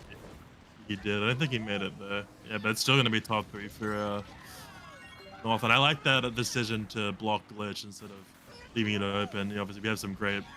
Obviously, Mura is probably the best glitch taker in the game, but you have other high-level players in here who easily is capable. Just hold on to the top 3, Mura can look to save Yeah. start with something lap 2 or 3. Yeah, something I was talking about last war was just how like even though like Canada had a good opening on BCB, like I believe they were like 1-3-4. Even with that, like JX has been known as the BCB team for so long. Players like Frozen and Mura are just gonna know how to play around that every time. And obviously 100%. every good player can, but they're gonna do it at a much higher level on average. Yeah, 100%. Gonna be having to look into the bagging battle. I'm not entirely sure. See one that's looks like Miwi. Miwi Yeah, might have. yeah, Miwi's in 10th here. But Ethan's been sitting there in 9th for quite a while. For those who don't know, when you do those bag strats, you don't hit boxes for like 20 to 30 seconds. So spamming in 9th here honestly isn't unviable at all, and pretty common for Shocks in 9th on this track for that reason. So Ethan it'll be definitely had interesting. it there. No, Yeah, that. Wait, let's wait. Ethan's yeah, Ethan is 9th. Yeah. Oh no, I- it's Miwi then. Miwi definitely. Sorry, I'm getting confused. He all started good, coming all up to good. Zilla, and yeah, that's the shock. Yeah. I Gonna don't be believe trying to Ethan was able to drop anything for his top spots, but this would be a hard track to really do. Oh no. Oh, that is a really bad choke, and Frozen's gonna be holding on to one. I USA, yeah, USA is still in a great position after that. We do see Goober and Nuke too, and there we go. Mirror taking glitch lap 3. Goober streaming up. And The stop start making mega. Goober. Oh my god. Wow. Wow. Dude, the ability to make that glitch with Mega and then be aware that they're streaming up, probably due to Frozen's communication, and to stop Mega them is so big to clutch out top 2. That is genuinely so impressive, and coordination at that high of a level is so fun to watch for me. It's just so sick. Yeah, that was super well played from start to finish. Yeah, I mean, Zilla had the chance. Zilla should have probably been first.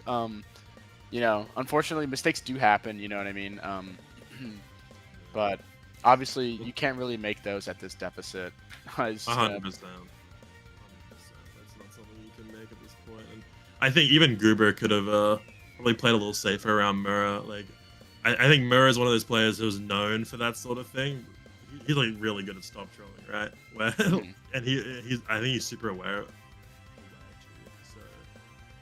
So I think he something to tried to note- challenge for first and just Yeah.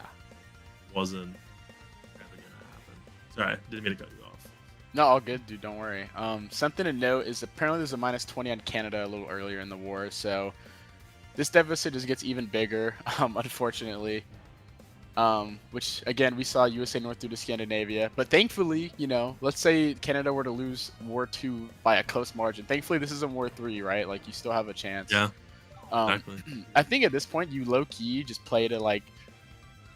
I feel like you kind of want to just play to just like practice what you could be doing better. Like I think someone like Zesty that I've played with many times in these kinds of settings, we'll talk about like what's going wrong as we're playing, right? Because we have another war guaranteed.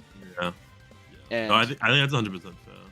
yeah, and I know the Canadian players all have like really strong mental for this kind of thing, so it'll be interesting to see how they bounce back as this war kind of gets harder and harder, but still winnable if they were to string some really good races. The track you'd want the momentum to swing back on. Obviously, 72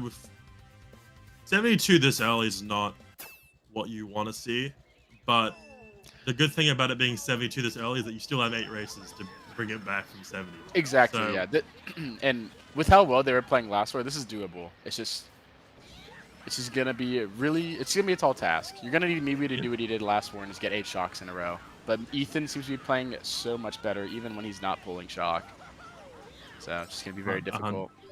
100%. I definitely think Ethan and MKWii are in two different calibers of bagger. Obviously, MKWii pretty good, but Ethan being an elite bagger. We see early top two coming out for Canada. A little bit of a pack split. This is quite a good position. I think it was also MKWii in 10. Yeah, North holding a Sherman second with Frozen. What I want to see Zilla do here is back the Nana and then chain this Fib and try to have a Fib and one other item to snipe Frozen with. Obviously, it's a bit min-maxy, but, you know, he's definitely going to go for the snipe with 2 items regardless. Unfortunately, messing it up. I think he missed his wheelie there. But Zessy's also taking cut and up again. Yeah, that was just poor spacing from Zilla and Zesty there. That's not the mistake you want to make. But Frozen and then ends up making a mistake messing up of his himself. own. Yeah. Oh my god. We went from watching Frozen and Zilla probably play the best I've seen them play in a while to, you know, a slight or quite a few unfortunate fails, mostly on Zilla's side, but you know, Frozen making that mistake is like race changing, right? But there is a blue coming out. Not too bad. Nuke actually dropping a mega on the other pop to that. I'm thinking Krusty more than likely has show up in the way he's playing right now. Yeah, we also see MKWii lose an item on the chain chomp there, so I'd say it's pretty likely. Frozen coming up though here in second, closing out top 2 for USA North. Ethan's not dropping a star or anything, so yeah, I would say it's a safe bet to say he has shock as well. So could see yet another really big North race here, unless Goober was to somehow make the play of his life. But yeah, I think at this point they're probably just gonna play for this 1-3 and try and get. Like, at this point, you don't need huge races if you're North, so you're just gonna. Shock's gonna come out, and the ends up connecting. Does he break it on him? No, he also gets shock redded. Oh my god. This is gonna be top 3 for North. Oh my god. Oh my, what is going on? Okay, like the most insane ending I've seen where like nothing should have happened. That's pretty awesome though. What the fuck did the 4 red? Sorry. What did the 4 red? Yeah. I actually have no idea what was up with that, but you know, it ends up going North's way. Goober getting redded second after Frozen, and then Fresh dodging up from the shock I see, so you know, clutch Ethan shock. Yeah, and I'm gonna try and pay more attention to the bagging battle, but you know, I'm gonna keep saying it again. Ethan's been the difference. Like, I think Ethan is Well, I think Fresh and Ethan have both been big difference makers here, but I think Ethan has probably been the most impactful right now, just with how many shots he's done at this point in the war.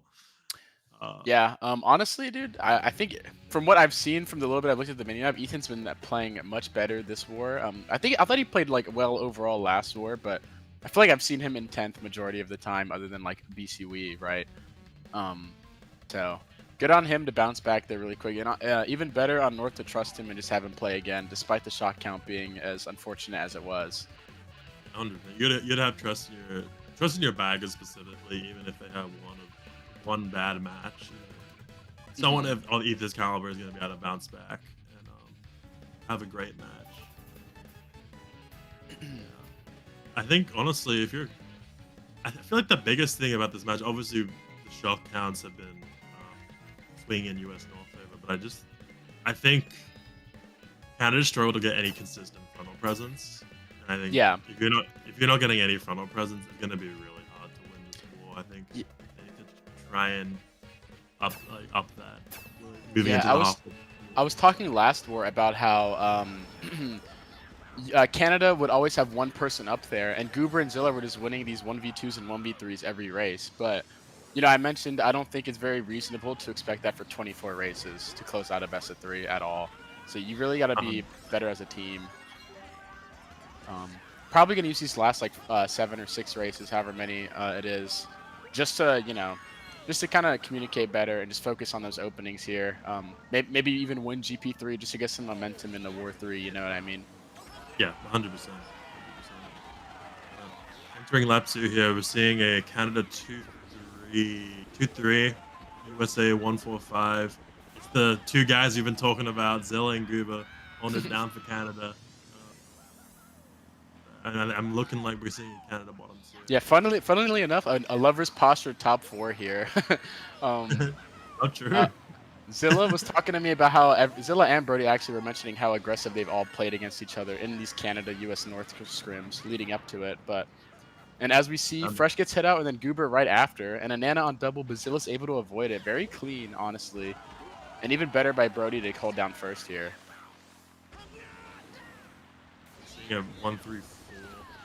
Moving into Cannon Lap 3, I don't know if any bagger has it necessarily. With the way Zilla's playing right now, I don't think so. But MKWii is gone in 10 right now, I'm pretty sure. So Yeah, it's actually really hard to tell here. Oh my god, and then the slap into the back bomb. Oh my god, dude. That is brilliant played. Holy wow. And he's going We're for going respawn. for this strat. Okay. I thought he was doing Jimmy. I was like, what? That makes more sense. Getting the back respawn now. And then Zilla going for the small double here. Not going to matter too much. North is still going to get a winning race no matter what you do here. But, you know, good to make these good plays and just boost your confidence as much as you can. Out. And I think he's going to end up swiping out fourth. And yeah, that's another huge race for USA. Yeah. Honestly, well played by USA there. I wasn't too sure. I think Ethan was shocked for most of that race. He made strat well before MKWii, but okay. Yeah, you know, it's hard to tell what's going on. Yeah, that's my bad for not paying attention as much. I just saw MKWii at the zippers, so I assumed he made strat, but all good, don't worry. Yeah, that's another shock for Ethan, and yeah, at this point, it's looking quite grim for Canada. You're looking at a 104-point deficit going into the halfway point of the war. Yeah, I think if you're Canada here, you honestly consider, like, if it keeps getting worse, you consider, like, forfeiting and taking a small buffer to just, like, kind of recoup a bit, you know what I mean? Like, I'm sure these guys aren't tilted, you know, they know better, they're up 1-0, but, you know, nerves are a real thing, even if you think you aren't nervous or you don't care, like, they surely do, right? So... Yeah. Yeah, we might see a forfeit come out at some point. They're gonna keep playing. They're gonna keep playing it now, but 100-point deficit. That's something that's really hard to come back from. And I think moving into this War 3, whenever we're gonna keep watching this War 2, but I think we should probably focus on War 3 because at this point it looks like it's gonna be happening. If Canada wants to win this, they're gonna need to go back to whatever frontal presence they had for match one. Obviously, I didn't watch match one, but I assume that their frontal presence would have been much better. At this point, USA is just dominating every interaction. Yeah, very different from War 1 for sure. I don't know. I'm honestly not sure what the overall difference is. I think it's just a coordination difference. You know what I mean? Like plays where like Goober's goldening up, and then Mura makes glitch, and Frozen's able to tell Mura to stop Mega, and he just does it. Like stuff like that is just like got to be the difference here in these openings, because we just keep seeing USA kind of they're always at least 1-3, right? And then we see them both get hit out immediately again. That's just like that's just and triple streams for Frozen. This is a great position to be in. Oh yeah. See a little TC battle back here with Fresh and Zilla, and that's okay. Zilla does get the star, so he's not going to be out of this race. But this still. So for those who couldn't tell, Mura communicated that he had a bomb for Rock, I believe, and Frozen shroomed up so that it would be easier for Mura to bomb the bottom spots on the Rock. At least is what it looked like to me. I don't think it ended up working out, but it's just, again, like the coordination's just on another level, dude. It's pretty awesome how good these guys are at this game. A little crafty play. Can't exactly see what see one bag on for Strat, that's Ethan. Unless MKWii got a box, and MKWii's going for the strat. Wait, yeah, MKWii's going for the strat too. So bagging battles looking like Linny and Krusty's favor. Might be another shot coming out. Do you see Goober take Rock? Well, a lot of Canada take Rock actually. Yeah. And Goober lands it back. Wow, that was really well played. But at this point, whoever's the blue comes out. Yeah, if Krusty doesn't have shock yet though, this actually still isn't too bad for Canada. He actually fails the respawn as well, so he's not even gone 10 anymore. So pretty salvageable here for Canada, or not salvageable, very winnable, I should say. Sorry. I believe they're top 2 still here. Should be Zilla and Zesty. Zesty takes cut. Zesty takes cut. Frozen's gonna be taking cut behind him, but if there's no shock, Zilla's gonna be beating them still. I'm pretty sure. And he has a chance to hit him. And the immediate blue. Hopefully not on Zesty's screen. Nope, it is there for him. Very unfortunate. Yeah, just going to be a 1-4 off that. That's looking Honestly, like bottom two or something for Canada. yeah, honestly, the immediate opening aside, where again, I think they just got out coordinated. I think Canada played that as well as they could. Like they all made rock, they backed Frozen immediately after making rock, and then just got blued twice. You know what I mean? Yeah, Um, that's definitely that's a pretty hard race for Canada to win after lap two. Like, they did everything they could there. I feel like. yeah. And, Um, and at, just- the, at that point, like that blue is so big for USA. Like it's like even though it's like a one, that's still a losing race for Canada. Yeah, like they don't need big winning races. So just to like stumble any sort of momentum that Canada could have got from that race like immediately, that's just really unfortunate. yeah, I think those kinds of races are good for players like Zilla, though, who we saw. I keep mentioning it, but as we saw playing out of his mind. The reason I keep mentioning it is because I was saying that he's probably going to be the key to Canada having, but he has the highest ceiling, if that makes sense. I So definitely think he's their best player and also their highest ceiling player. Like I think, um, but I definitely agree with you. I think he's gonna have to have a masterclass match three to really, or masterclass in his last five races for Canada to have any sort of chance. Yeah, like it really looks like USA is like turn the gas on. Like, mhm. they're looking really good. Yeah, they're playing like the team that I was saying they are. I was saying, I don't know if you agree, but I was saying that this is probably the best roster we've seen in a World Cup ever. Yeah, I Like, mean, I think it's definitely up there. It's yeah, this team would like probably win Division One like 1 out of 3 times that they played. You know what I mean? Like, this is a really yeah, good team. this is a team that could reasonably win Division One, which is not something we're used to seeing in a World Cup. Yeah, Uh, usually it's all like watered down, like Division One. Or it's like Division One players, but like teams that are watered down, right? Like it'll be like a JX main lineup missing like 2 of their best players, for example. But this team is just all around super talented. Frozen side running Zesty, super unfortunate if you're Zesty there. But Zilla Zilla's able to looking hold like down this one.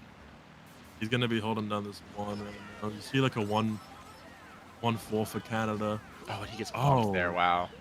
oh, Good that on was Frozen to keep his line there. I think Frozen also gets bumped, but he knows that Zilla driving in that line probably has to commit to something like a wheelie over the dirt, so he just guaranteed to bump him.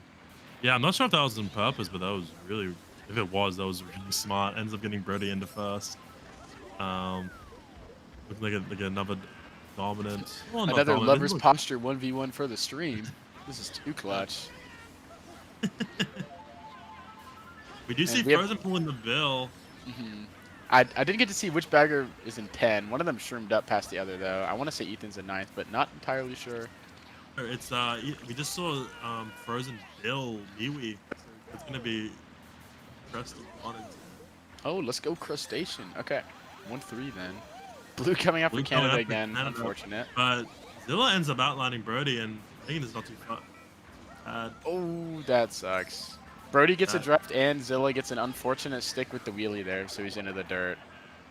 Um, Fresh with greens behind him. Zesty with triple res should be able to side red Brody somewhat for free. There's counterplay to this, but it's really, really hard. You can snipe the red or you can like slow down a lot, but he ends up getting the side red. Yeah, really hard to play around, to be honest. So totally valid to get hit there. Top 3 for Canada here, but remember Krusty was 10. be looking to see if any Canada members are slowing. The fact that Zilla's slowing like this, I assume that USA is shook, and they're Yeah, probably gonna kill Cannon here. yeah, Yeah, there it comes is. out. I think Nuke dodged in the cannon though, or out of cannon, sorry, with a mega of his own. So Oh, honestly, well played, all things considered. yeah, this isn't even too Oh, bad. Zilla does end up sniping himself though. and You do another see the blue. bully. Wow. Okay. Well, But he ends up getting slowing down Brody. That's not too oh bad. my And god. Bryson's hit. He's gonna get rid out here. Yeah, honestly, dude, like considering how unfortunate of a race this is looking, I feel like Canada's done like everything they can to save this. It's just not turning out. It's not going their way. Ah, German. dude. Did they get like 2-4? Yeah, I don't know. Honestly, though, like you're happy that these races are happening when you're down 100 rather than race 11 down 2 Yeah. or whatever. You know what I mean? Um, Like, yeah, these last two races definitely been like quite unfortunate to Canada. I do think Zilla right now is. I think this is like the problem with Zilla and what is like preventing him from being like a top 5 ish player in my opinion is those kind of mistakes that we saw from this race. Like I think, Hmm. as you said, he has a super high ceiling. I think he's an incredible player, but there's too many races where he does stuff like that, which is just like you can't really beat it. Obviously, I guess at this point it's not the worst kind of like making Yeah. mistakes like that. Because I think if you're Canada at this point, you're thinking about a match three. Like you're not really super focused on this match too. But we can't Something I really. was Sorry. sorry. Something I was thinking about was like, he's down so much, he might be honestly trying too hard to always be first or always hit someone, you know what I mean? I think it's really Yeah, good to recognize those situations where you can chill in second if your team's 4, 5, 6, good chances you get a blue or a POW. Like you can just yeah, play to not get hit, but stay in a threatening distance. But yeah. Zilla's one of those players that's like kind of all in at all times. I do agree. I kind of think Frozen and Zillow come from the same branch of the tree, like as like from like in terms of like player archetypes. I think they play like quite similar. I do agree with you. He's probably trying to make too much happen, or trying to like Mhm. force stuff to happen just because they're down so much. But Yeah, honestly understandable. Like, you get to the point where you're desperate, but yeah, it's always good to remain disciplined. You know what I mean? Because you don't want to go into War 3 accidentally playing like you're down 100.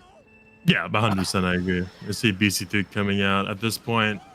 Um, we're gonna be looking to see obviously big cut lap one, seeing how this plays out. It's gonna be the big determiner for this race.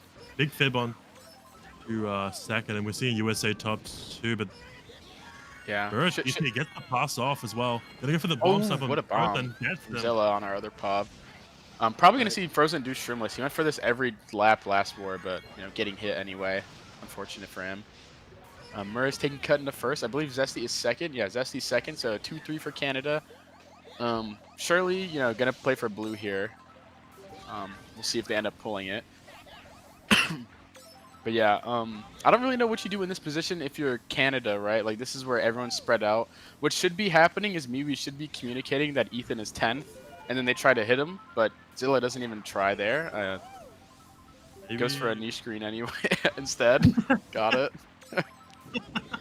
Honestly, fair enough. Like you're down so much, he's probably just like just doing stuff. So like, totally get it. Looks like Murray hit Zesty too. Ends up just going around cut. We might see a lap two shot come out for USA. No, no shot in play. So let me see. Oh Oh, Zilla. yeah, unfortunate fail. Obviously inexcusable to fail cut, but I had said previously that genuinely bloopers can mess up even the best of players on like Shroomless or Ultra. Like, you just don't have as much of a visual cue that you're looking for. So you got to do it off pure muscle memory, and then the slightest mistake like that will mean you just don't get enough air. So Seeing happens another moment. USA gone top two. So I'm not looking and tries to go for the stop shoot on the crash. Can't exactly tell in the bagging battle right now, but if Canada doesn't have a shock, this looks quite bad for them. Yeah. Out here for Zest or Zilla, just spamming it though. Fair enough. You gotta get it. You gotta make something happen. He's gonna go for Shroom. Okay, he's Fails. surprisingly good at that. He made that against USA South. Like he actually just did it twice in one best of 3. The blue Um, come out. Gonna be connecting to Mirror. We just Goober up here. Gonna see if he can survive. He's the last surviving hope for Canada, and he ends up he plays it quite well. he Ends gets up pulling second. down. That's probably about the best you can do there, honestly. He hit 2 of them. Unfortunately, it's a little too late, but it's always, as I've said like 10 times now, so I'll stop saying it. But just good to make these plays for the confidence booster. um, think it'll be interesting to see. I mean, we know Canada's not going to change their lineup at all, and North for sure won't now. I mean, they put one player in and suddenly they're winning by 100, right? Um, but like, I don't know. I guess it's just interesting to see how they'll attack, like go at this. Like maybe they forfeit here and take the break, or maybe they just play it out and just play as if every race doesn't matter because it doesn't at this point. It looks like Zesty kind of saying they have a -20.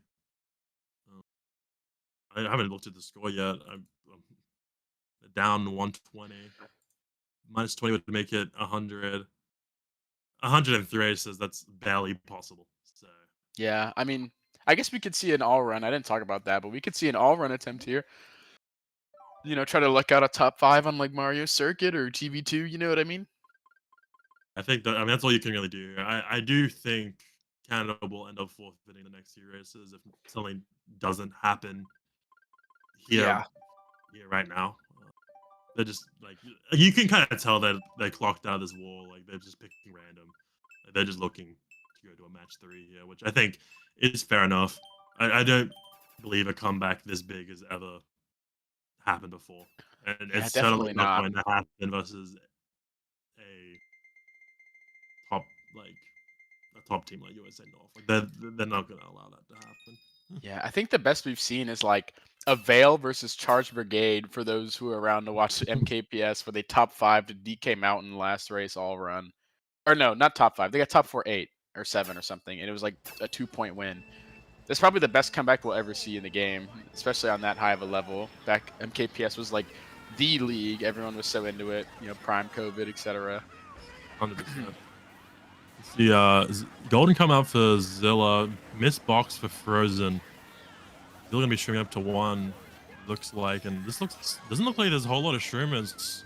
So Zill's gonna be pretty comfortably in first. It's gonna be a top 2, I believe, for Canada. Yeah, Something happens. this position is Canada. Zilla should honestly just hold whatever he gets, like, or just back it immediately and get redded. Okay, well, what he should be doing here is holding his item, and then he hopes his bagger can drop a star, right? Because the only way he loses is if he gets redded. But as we saw, he instant backs, gets redded out. I do think, to be fair, if the war was closer, he wouldn't do that. But Yeah, I do agree. I think at this point, they're just kind of doing whatever. yeah, Um, seeing another, I believe, top 2-4 for USA, TC5 for Zilla, and the Mega for and Merc gets a Mega off on Goover. The blue does come out, but it's not gonna be enough. It's gonna be top 4 for USA right now, and Frozen's gonna go do his thing. and going for another stop mega. Ask his teammates back reds tie it. Honestly, super good on Nuke for avoiding all that. That is such a stressful situation to be in. Not gonna mean too much though. He's just Yeah. gonna be holding it down, but they're gonna need a lot more than just Nuke up here if they won't even have a chance. Oh, I think MKWii going for the -5. Blue's out. Yeah, USA is just like top 4 right now, as they pretty much have been for most of this war. slow down. Yeah, just slowing for fifth. I do like that, not just going in top 3, making it harder for the lines. Damn, Mega. Exactly. Yeah, that's something. I guess I'll add, since this war doesn't really matter too much anymore. Canada didn't do that last war. There were races where they were top 4, like on Dry Ruins, for example, and it was a relatively close pack, and they would just drive in top 4. But then Frozen stopping to prevent as many streamers as possible. Not gonna matter too much as we pull shock here, but We do see the Mega coming out. Might be able to catch up to Brody. Oh, the blue comes out too. That's 3 blues. it gets 2 of them. Oh my Brody, god. dude. Oh, he We do see shrooms that to recover. Oh, okay. So we're still seeing 1-3 for USA, and fails the Mander, and it's going to be top 2 for USA. I actually respect that. I never thought about doing that. Doing Mander and then throwing the nanas there. That's actually smart. I should consider that. But yeah, top 3 for North. Not that it matters, you know what I mean? But Yeah, I mean, at this point, the match is over. Canada can't win. You might be seeing a forfeit coming out, but if not, we'll just be watching these last 2 races. But unless there is a miracle amount of pens, like this match is over. We're going to be going to a game 3. I think what they should do, honestly, is talk about these openings. Because as we've seen, every opening after first set, USA North is 1-3-4 at worst. Like they're always first guaranteed. And then they're like 3-4, 3-5. So there's something going wrong as a team. Like someone in the back isn't getting that shroom item they need, or someone in the front is getting hit out literally every time. So, maybe you need to be telling yourselves to play more passively, or ensure that you're getting boxes even if you're sitting. Yeah. Something I definitely has to change. 100% agree. I think I suspect it might be some overaggression on the event things, trying to force things to happen too early instead of just like keeping yourself alive. Maybe it is, as you said, like someone's not getting the box they need, not getting the stream item they need to really have impact in the opening. But it's kind of hard to say with only 2 POVs, but and no Right. call. But we can say for sure that USA North has been playing these openings better, and at the highest level of wars, if you're consistently dominating the openings, you're gonna win a war. Yeah. That's how you win wars. I guess something to think about is like, I mean, I don't even. I've noticed like there's just coordination differences. Like when Miwi was gone 10 in the previous war a lot, Ethan was definitely communicating that, and then Frozen or Mura, for example, would take the initiative to be like, we need to be hitting their bagger, and then they would do so. But I've noticed races where Ethan's gone 10 and like the Canada players are just kind of like chilling. They have triple greens, they're just not doing anything. Yeah, like a prime example is that like BC3, where I think maybe Zilla at this point isn't like playing to like the highest of his level. He's just kind of like playing Yeah, he's match just over. like, just going through the motions at this point, understandably. But We see a decamp top three. It's going to be a really aggressive opening. Ends up hitting fresh. So it's only top two for USA. yeah, top two here, tight Nana, really good Nana spot. You know what's funny is like, dude, those kinds of turns, obviously just a tight Nana, but I feel like they just hit every time, dude. Like, I don't know. Random little thought, but anyway, we have a USA North top two here. Zilla getting bombed on the other pop. I believe North is top three or top 2-4. I think Another it's like dominant opening. I think it's coming down to like not wanting to give up too much space. Like they're already top two, and they end up getting hit out and just kind of giving USA more space to work with. Like they're just kind of on top two now, and the And shock comes out. shock beast, yeah. Yeah, honestly, North is playing perfectly. Like every opening has just been so perfect. Like, I think Canada's playing pretty aggro, and it's just like failed every time.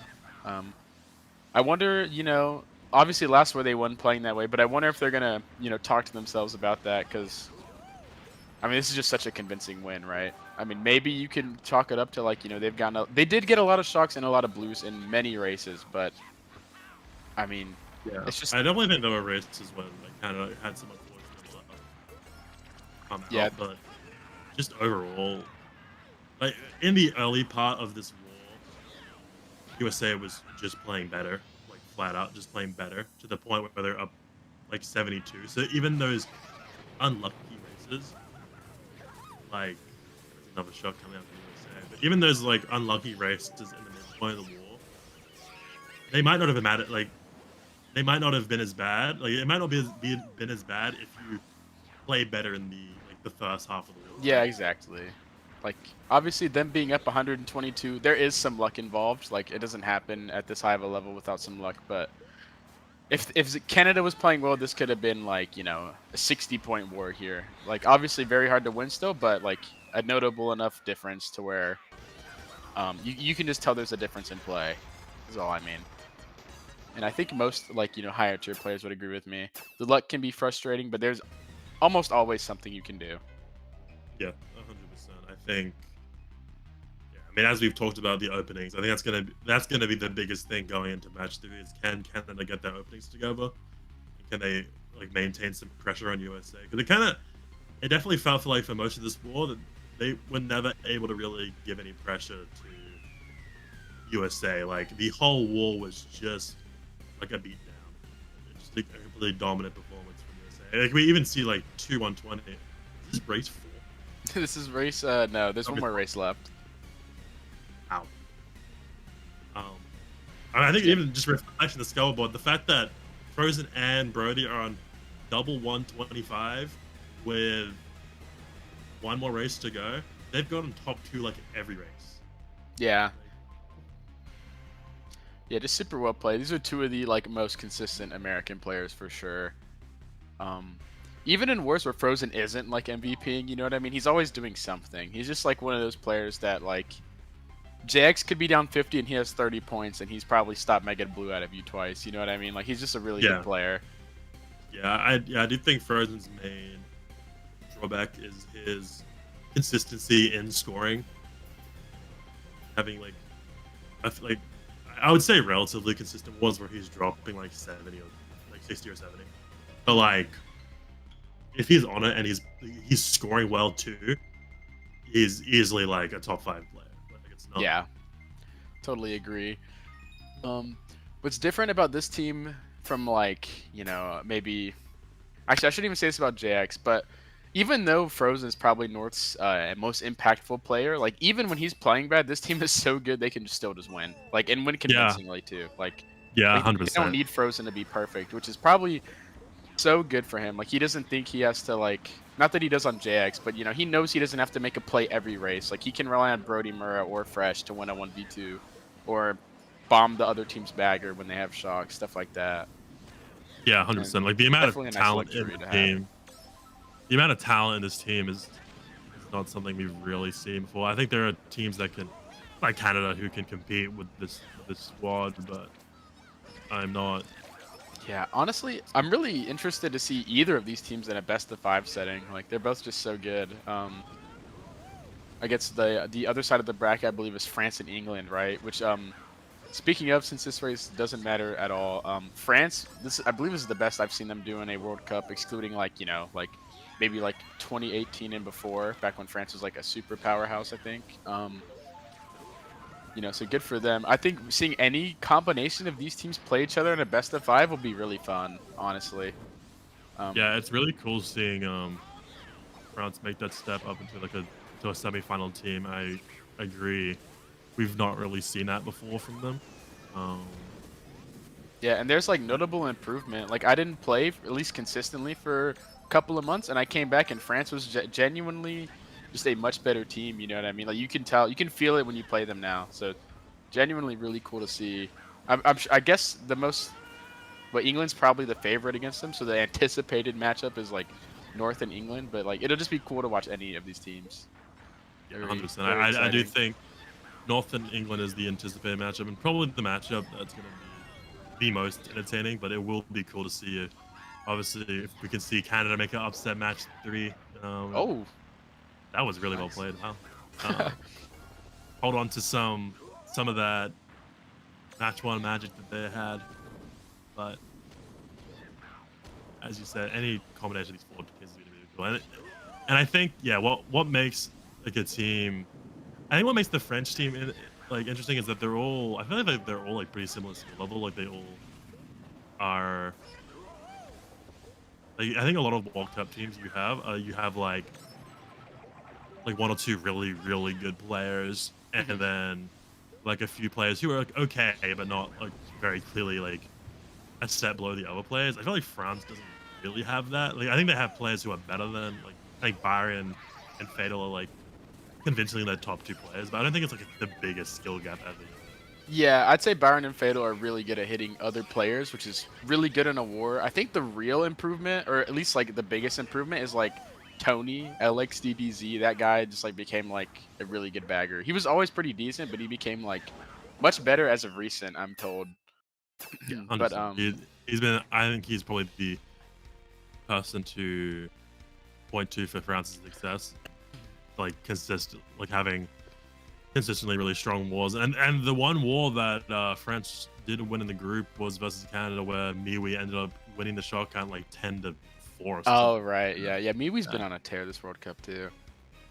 He's been playing really well. Obviously not his like best showing this this match, but 142. 142, 130, like wow, that's 142 might be the highest we've seen in a World Cup. Honestly, like that's the highest that I can remember, at least since 2020. Sal had a 150. Oh really? I do remember Oh, that. Might have was that this 160. World Cup or in the past? It was a couple years ago. Okay, word. Well, this is probably the best we've seen in like the best of, like the top 8 stage, right? Where all Yeah, the teams in a are bracket, talented. yeah, I assume this is, and yeah, just a complete blowout from USA. But it is a best of 3. It doesn't really matter how much you win by. You still have another match to come back into. Yeah, I guess for now we'll transition to a little break period while they all join the room. But appreciate you guys being here for War 2. We'll be back with War 3 within the next 10 minutes.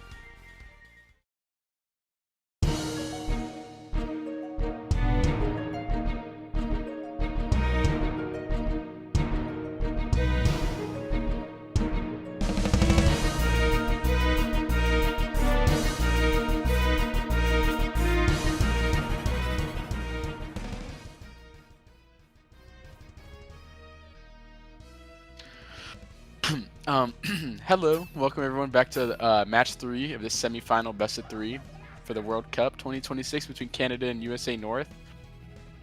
um, we just watched USA North kind of destroy Canada, but we're hoping for a bounce back here.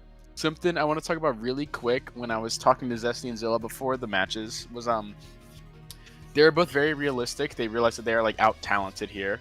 So they need MKWii to kind of win a shot count of, at minimum, Zesty said 8-2, 8-3-ish. Zilla had a similar response. So gonna be looking for Zilla or MKWii to bounce back and do it again like he did in War 1. He had a really good shot count. Canada winning by like 4. By 4, I believe. And then War 2, Ethan kind of bounced back. And then in response, North won by like 200. So should be good. Barry, what do you think is gonna happen? Yeah, I'm thinking Canada's not going to go out sad. I do think Canada's going to bounce back here. Hopefully, MKWii does have a better war than match 2. But yeah, as you said, like they kind of got demolished. Match 2, Frozen and Brody's score alone ended up beating Canada. Yeah, that I don't think I've ever seen that in any war ever. Kind of absurd. But USA North getting their DDR pick. Canada going into 2-3 here. Goober unfortunately forced to hit the pokey to avoid those greens, I'm afraid. But this TC, that's actually huge. And if he reds fresh, that would be insane. He doesn't. Okay. So looking like we have a lover's posture 1v1 again with Brody and Zilla here, as MKWii is hard 9.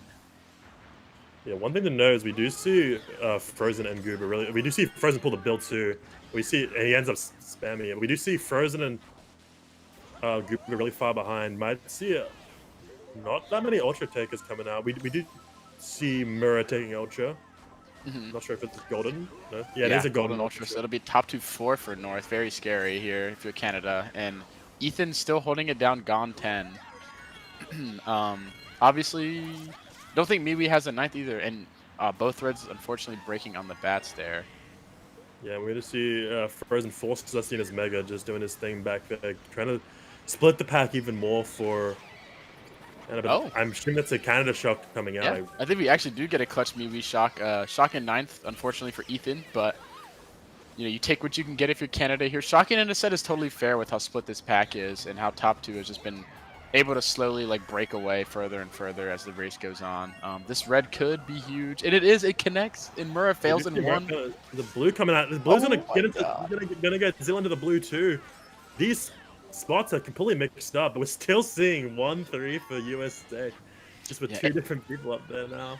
One thing to mention is if Canada used that shock well and enough of them got in a set, you're honestly fine with that happening with the blue because the pack is so much closer here. But Frozen Shroom's gonna be able to overtake Zesty, so gonna need Zesty to make a play here for them to have a chance at winning this race. Not sure if he'll be able to do it. Green going forward, net is up, and it's just not enough. And looking at the back part of this race. Zilla tumbles the Nana. I think that's bottom 3. Yeah, bottom 3. I don't know if I really like that shock clap too, to be honest. I'm not entirely sure what they could have done, but like, I just felt like it didn't really have enough impact. They potentially could have waited to like TS the North players in Ultra and accept they were gonna lose the race unless they pull a blue. I think is what I would have tried to do, but. Maybe they knew North had dodges. They didn't really want to risk like that. I don't know. They were in a really bad position to begin with. I honestly think like the real issue is just how you got into that position. Yeah, no, for sure. I 100% agree. And just another, as you've spoken many times, match 2, another very dominant opening for USA. And even after the shock, and even after the power red into blue, we still saw 1-3 for USA. Just with Fresh and Frozen, replacing Brody and Mura. So right now we're looking like we're having a repeat of match 1, even with, I'm guessing, the Canada shock in 9. So yeah, honestly, the play of that race probably has to be Mura being able to get Zilla into that blue, because without that, instead of top 2, 4, or 5, it'd be Zilla and Zesty up there being able to make plays. No, 100%, super well played. I think. Zilla was a little bit frazzled too, looking at his POV. He didn't. Obviously, the blue comp coming out, he knew Mura was going to slow. He didn't entirely know where to go and just ended up tumbling into the blue. And we're seeing a TF pick coming out for USA. this is the most important snowball track to get. It's very hard to come back after the first 10 seconds. So gonna be paying attention to this opening and seeing how USA plays it. Yeah, surely gonna swerve in top 2 probably. See second swerve and then fourth is not drafting actually. So Zessy's just in second and Frozen can't red him out here for free. Trying to bump him as well. Nana's tight on the Canada members and it hits.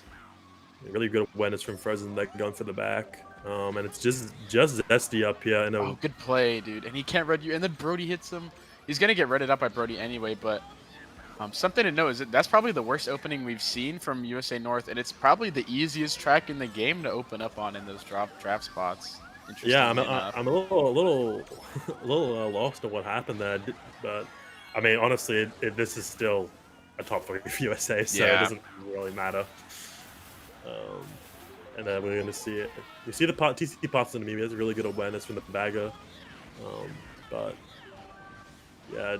I feel like I've seen Frozen in this position so many times, just especially on this track where he's gonna start wrecking havoc. Triple reds come out already, and this top 3 break. Bill. Oh, okay. This top 3 break is gonna get bigger because we're gonna see Nuke billing up. Bill? Maybe that wasn't a Bill. I think it might have been a Mega. Mega. It was a Bill. It was okay. Okay. Bill, but I think he's already. Yeah, I don't know. Well, it's just gonna be a 1v4 up there with a. Nuke. We're not going to be able to see entirely what happens. We're going to be paying attention to the mini map. Blue comes I out. think if you're Nuke here, you just have to hope your teammate gets a blue, and then you just try to stay alive and take out 1 or 2 USA North members in that process. But it's just going to be so hard. Again, just playing against 3 of the best players in the world in a 1v3, and then Ethan with a huge shock as well. Probably canceling blue. Can't really see up there, but no, just a random call from Frozen. A good one as well. Yeah, good. Might have been a little early, but I don't think they're going to get punished for it very much. I think this is going to at least be top 2. Yeah, looking like a top 3 break as well. Yeah, Fresh here in 3rd. So they're going to start, even if Brody were to get 8th and they get the worst possible top 3 race, they're going to be at a 40-point lead off the first 2 races. For what it's worth, that's not uncomebackable, but as we saw last war, dude, you give them anything and then you just run away with it. So you really got to block in here, hope you get your track pick, and play perfectly this next race. Yeah, 100%. And right now we're just seeing a repeat of match 2, where we're just seeing complete dominance from USA. I think that shock, that random call was good from Frozen. Obviously, already in a strong position. You don't really need to do anything crazy.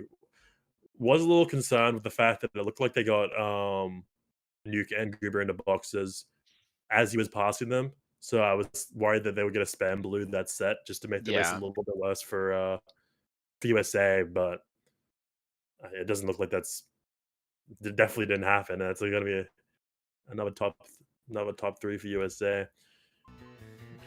Yeah, honestly, not too sure what happened there. I remember seeing Zesty in 2nd, and he wins his 1v1 against Frozen. I guess Brody or Mura hit him is what happened there, and then... Brody did have triple reds, so...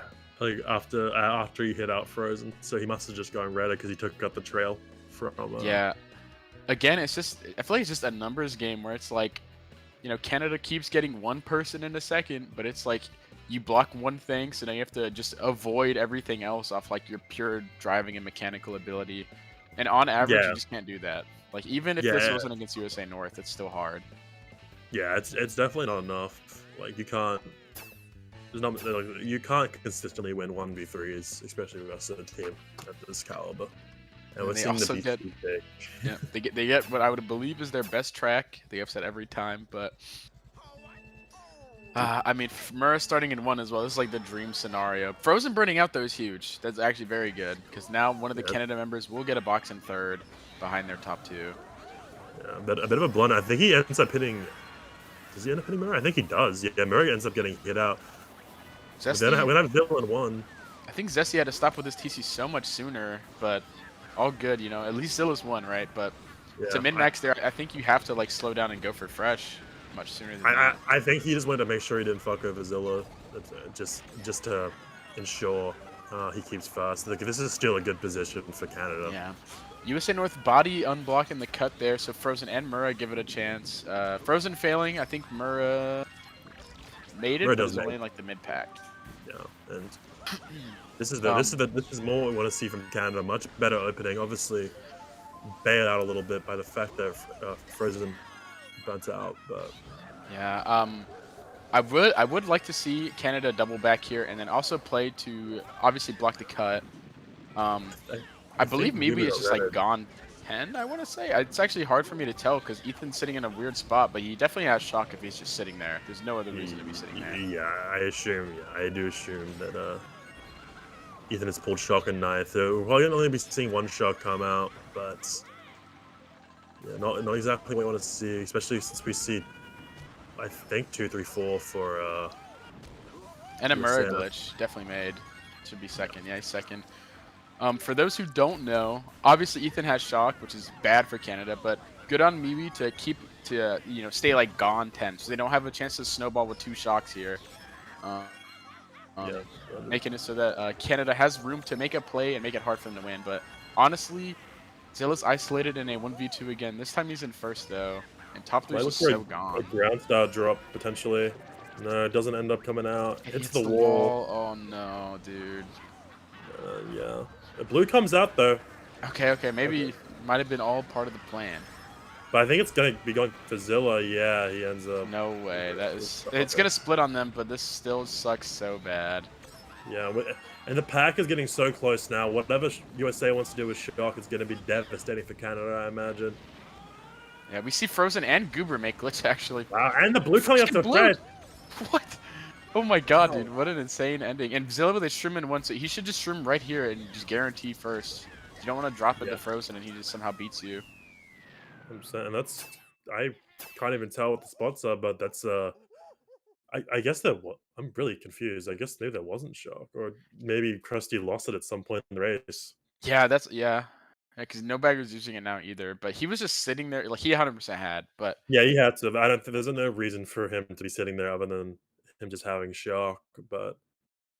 But either way, if you're Canada there, like that is North's best track, and you keep them from getting another top 3, making this war like pretty hard to win. That's like all you can ask for. And then we saw Zilla playing as well as he did in the other war. They get 2-3-4, but I think you're honestly fine with that. Like you just don't want Yeah, to get you don't too out want. of reach. Yeah, you don't want. You don't. Yeah, you don't need to have things happen now. Obviously, you don't want to get another losing race when you're already down like 30 or so. But just to mitigate what could have been such a big race. Obviously, I think they got pretty lucky. Um, that lap 3. I don't know what happened to Ethan, so I'm not entirely sure what happened there. But Zilla hitting the wall, they're having blue to recover, but Mura making the good play to slow down. But it still has the blue split onto another USA member. But it doesn't matter because they roll a second blue at half pipes Yeah. just to mitigate that. That was pretty lucky. Something Oh, to note as well, I missed until just now. Zesty actually had a -5 pen on TF. Ethan ends up taking his box. So instead of 51, assuming this pen goes through, they'd be down 46, which is still well within reach. I mean, you get one winning race or one good race, and you're down like 20, right? And then from there, it's just like an even-ish war. But yeah. Parkway coming out. A very common one played nowadays. I feel like for years when I was playing on Weemfi, this never got picked, but now I think good teams have realized if you're 2-3-4, you're guaranteed a draft and good items. Yeah, and I think this is a track that really benefits players who are, or benefits teams who are able to be like super aggressive at the opening and able to suffocate you. And we see as we just said, a double drop coming and the shrimp coming up the mirror, and that's it. Yeah, I think Immediate Murray actually top has a three. Sherman 1 off that. It's like he used 2 through the dirt, so they're gonna play to protect him here. And that was, again, as we've said many times, they just keep doing it though. It's just a perfect opening. Like you literally can't make it any better than that. Yeah, 100%. And Zilla ends up getting the third, but we do see Frozen slowing the pressure. Zilla, I'm not entirely sure. This if is I agree with honestly this play. good for Zilla. I'm surprised he's Yeah. doing this here. I mean, now you're just in second. That's one less. Okay, well you get sniped out, but I mean, the pack is just getting closer and closer. Yeah. Okay, well that was an interesting play. I don't really agree with whatever just happened there, but I do think USA is still in a good position. But it's just given Canada a chance to get back into this race a little bit. Wait, no, I think Canada actually are in a good spot. Yeah, I think they're 2-3 right now. I agree with you that Schlagging in that position is probably doing a little bit too much. Like you don't want, you're just making the pack closer, and you know they have shrooms. You guys are top 3, right? So like, Yeah, um, 100%. We but are seeing, I think that's Krusty and 10. I, yeah, that is Krusty and 10, and it's really not what you want to see for Canada, because if it's a shock here for, no, it's, yeah, Krusty Krusty has has it. shock. Yeah, Yeah, gonna be and rough, that's, but they are in a position to play around this. This bomb though changes everything if it hits, and it hits one of them. Yeah. So that's now really instead what. it's gonna be 1-4 instead of 1-5. Nuke's gonna have to play around shock and force himself into cannon, and then you have to just hope that you get an item to play against Frozen's red, which I think he does. And they both He hit that Nana. explodes too early. That's honestly, yeah, that's such a what? Yeah, that was, yeah. I don't know. Maybe he thought he should hit Frozen there, but yeah, slowing down too early there is just like race changing. All you have to do is wait directly in front of the cannon, and there's no way you can lose. Really, there's just like Yeah, nothing that can happen. we see But this 1v1 between Goober and ends up. Yeah, I like this little bit of pressure that Goober's putting on. Obviously, he knows he has the advantage now. The power comes out. Gonna Shroom here is so unfortunate. Yeah, he's just like, unless Scuba has a red, he's just gonna win. And really good Nana, honestly, but you know, see still a Hail Mary. yeah, Oh, and Zilla okay, ends up doesn't matter. in the wall, and it's gonna be top 2 for USA. Another Yeah, I big mean, race. I think that race changes entirely once Frozen hits that bomb end of lap 2. I mean, you would be able to drive in 2-3, or even have 2 of yourselves be in cannon with him, but instead it just is only on Nuke. And if he makes a mistake like he did, then Frozen gets to call solo. Yeah, I agree. Getting Zesty out of there made that call way easier for USA. Um, and it's another, yeah, that's top 2-4 for USA, and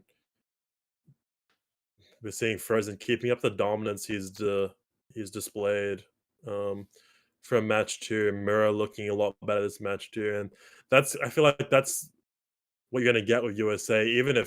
Two like even if like Brody, who's not having as good of a war as he did last time, he's coming back now, and like we're having other USA players come back now and show as much scoring prowess as um, Brody showed last match. And yeah, it's just the depth of this lineup is so so deep.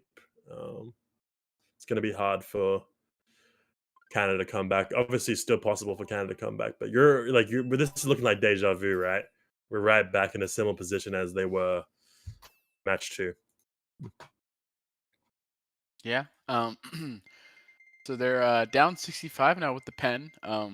Obviously, as you were just saying, hard to do, but another track pick for USA as well. It's still doable. We just, with 2 GPs left, this is right where you need to start winning, though, obviously. But Yeah, um, I, at this point, your back's against the wall, right? This is no longer a 1-0 lead match. Like, this is an elimination match. You need to start winning some races now. yeah, and honestly, this is the kind of track where you could pull it off. I mean, if MKWC gets a shock at this sitting set, where it basically is a coin toss between the baggers, as long as none of them fail the strats, I mean, a cannon shot can just work wonders. I mean, you obviously don't need a dodge to dodge in the cannon, so we'll have to see how that Yeah, goes. But another good opening here for USA. Frozen hopping in the cut quickly, triple shrooms. Now he just won with a decent buffer. yeah, and not much to really say about the opening. It was just really well played. Did find it interesting having Frozen hopping in second. I know he does like to do that. Not something I entirely agree with, but I think it's like it ended up working out here pretty well. And I guess in a top 2-4 scenario, you don't really need to have all 3 up there. You do get a lot of value from having a higher spot hop and cut, and it's worked out very well here as we see another top 2 for USA. Yeah, absolutely. Ethan's sitting pretty far from the set right now, and I maybe just added. I don't know. Maybe Ethan's playing safe with shock right now, or he could just be, just really avoiding trolling in the pack, which is totally valid. Not sure, but obviously Canada praying they get shock, guys. They're in 3-4, and top 2 is so far ahead that if they were to have cannon shock, I wouldn't expect Mura or Frozen to stop with them. They're just gonna hope that Fresh stays up there. But if he gets hit out, the race has just changed entirely off that. To see what happens here. I think we also want to be seeing Zilla right now just cycling boxes and 4, looking for that blue shell. I think Canada's bottom 2, so their blue spots right now aren't actually very good, but that's what you need right now is a blue. We do see Mirror slowing a little bit, but Yeah, that that was he might have hit something. I don't know. He slowed down just to not getting cannon with them. Very interesting, but really yeah. huge MeWe shock here. If Canada dodged in the back, then this is going to be a really good race, assuming nothing drastic happens. You know, get top 2 here with a decent lead. Yeah, we do see the ground. Do you see that? Yeah, we do see the ground start coming out for Zesty, and we're seeing a 1v1 between, well, more like a 2v1 between Zilla and USA. But he has the shroom, just give himself space. I do like this. At this point, you just play for the top 2, and you just have to let your teammates do their thing. He's trying really hard to lose right now. Dude. But okay, top 3. Wow. Huge. Very That's close. like exactly what you need. You needed MeWe to get shocked, and then you needed to use a perfect shock, and that was as good as it gets. Yeah, that was super clutch from MKWC. Not really sure what Mirror was doing lap 3. Like they obviously knew they had shock, but he just decided to go. Like he slowed and just decided to go in cannon. That didn't Yeah, really I wonder if he accidentally went in cannon and like maybe got like a bunch of bounces before he's slowing down. I don't know, but yeah, well, because whatever happened, that didn't really make much sense. And yeah, that's a top 3 for Canada. Having Gooper get 8th is a bit unfortunate because you're only getting the minimum top 3 point difference, but any sort of point difference that is that big is going to be very, very large from Canada. yeah, I mean here you're just taking whatever you can, right? Like that was also on their track pick, on their preferred top spots, so like as good as it gets, honestly. Yeah, 100%. And as we spoke about at the start of this war, the big difference maker is going to be MKWC, and we've definitely seen dominance from Krusty starting out this match, but MKWC finally able to get a shock, and it's paying off for Canada. Like they're going to need quite a few more in these upcoming races if they want to have a shot closing this gap. Yeah, I'm interested to see what they're picking here in top 3. Looks like Mountain. Okay, fair enough. I wasn't sure what Canada prefers because honestly, in like 16 races, we haven't seen them get an insanely like good race Yeah. to have top spots. I do like the DK Mountain pick. Pretty stock standard top 3 track. And they end up getting it. Yep. What they should be doing here in top 3, pretty standard, is top 3 is going to swerve right, get as many boxes as they can, hope that 4th and 5th don't get, triple reds or a mega or triple shrooms. Really going to be looking at Nuke here to hold down the fort in 3rd because he's the one in immediate danger. And he gets triple greens, which is perfect. And then Zilla can red fresh here. Hopefully these greens don't break in the cannon. Yeah, they might. I'm guessing opting to hold a little bit. Fresh might survive off that. That was a bit of a blunder, I feel like. Yeah, and if Fresh gets to survive, he has a second chance of reading him. That's like okay, that connects. This one's gonna connect, but Brody ends up slipping into this into the mix of the top spots, and I think he's gonna be outlanding Zesty here, maybe. God. Yeah, I think he just pushed Zesty off. Yeah, so he's gonna be one. Not alone necessarily. Zilla's still second, but no immediate danger right now, especially with Frozen supporting you, throwing the red at him. Getting hit out though. Yeah, really well played from Zilla there. Getting hit Frozen out, and we're seeing a 2-3 coming out for Canada. It's not too bad of spots. Pretty neutral spots. Obviously, USA I'd say is in the advantage, but I think we might have just driving far away from the box there. What we should be looking for here is like if they do have shock, this is on Brody to mitigate the damage here. There's a lot of good back spots like on this landing here or on any of these turns with cut or POW, which Canada has. Zilla handles in a unique but a way that works. That's not too bad. Yeah, unfortunately, Brody isn't hit too bad. Yeah, I think they powed a little too early there. Yeah. Let me see. Frozen shrooming up on his paw, but we're still seeing a 2-3 for Canada. If they have shock, you just got to rip the cannon dodge here. But they do end up having. Wait, they do end up having it. Okay, that was interesting. Yeah. Ground star there from Ethan. Again, no matter how many shocks MKWC was able to pull, Ethan is somehow always impacting these races. Oh my god, and a huge mistake from Zilla. Such a bad blunder. Still Canada in good position, but that's not something you can afford to do when you're down, and he's gonna get Yeah. rid out by Fresh. Yeah, so now instead of like a guaranteed, there was no way you were getting any worse than 1-3-4 here. Now you're looking at like, and Nuke is off as well, I think. Yeah, he has been. Oh my Yeah, god, yeah. Just yeah. unfortunately, too many fails from Canada's side. They basically had a guaranteed 1-3-4 at the very worst there, and then Yeah, because Zilla greens himself and Nuke, I assume gets backed off or fails cut, you end up losing to a 1-3-4 yourself. yeah, we're seeing a complete meltdown from Canada here. That was not what you want to see. You just need to make sure that race doesn't get to you moving forward. You just have to move forward from that. But that is a huge blunder. I think like I want to talk about the start of the race where Zilla opts to hold his red a little longer, which allows Fresh to break his red. Obviously, he gets to red Fresh out on the next box. But if he was able to red Fresh out early enough, he could have had a chance to red Brody out. And as we Yeah, saw for exactly. that entire race, Brody just ran like held down the fort for USA the Yeah. entire race. Literally, one misread turns into Zesty getting bumped off in first. Is basically what we just saw. Like, obviously, well played by Brody, but like if you're Zilla, you have to, you just have to make that play. Obviously, sometimes you won't. It happens, but just unfortunate. Yeah, I'm also interested about that shock. I kind of like, I guess I blanked a little bit. That was a kind of shock, but it looked like they dodged a lot of USA unnecessarily. Like I'm not entirely like it felt like that happened. Maybe I'm um not wasn't paying too well of attention, but it looked like the shock was quite late. Yeah, possibly. I thought the shock was fine. I mean, as we saw, their 1-3-4 and a top 4 break. It just straight up they just failed. Like, unfortunately, that's all there is to it. Maybe I In might my have misread I might have misread the scenario, but yeah, obviously Zilla failing, just not USD, but they're gonna Yeah, have sorry, not Gardens. to discredit your opinion. My bad. But They're gonna have the Gardens pick come out. Yeah, that's a big track for Canada. yeah, should see Goober drive, and then we'll just hope that Nuke gets shrimps in the mid spot here. He does. Zilla does not, and then we need Zesty to either get that 7th or 8th place box, which he definitely will. And he's going around cut, so pretty high odds he has Bill in 8th there, but probably going to be forced in. Yeah, he's gonna And have it's to a star? He went around on the Yeah, star. Okay. yeah, I'm not. Yeah, that's I'm not sure I agree with that, but Frozen doing his thing, just forcing the Canada to use their items, and I think it's a top 3 for Canada. Right? I mean, not Canada, sorry, USA. Oh.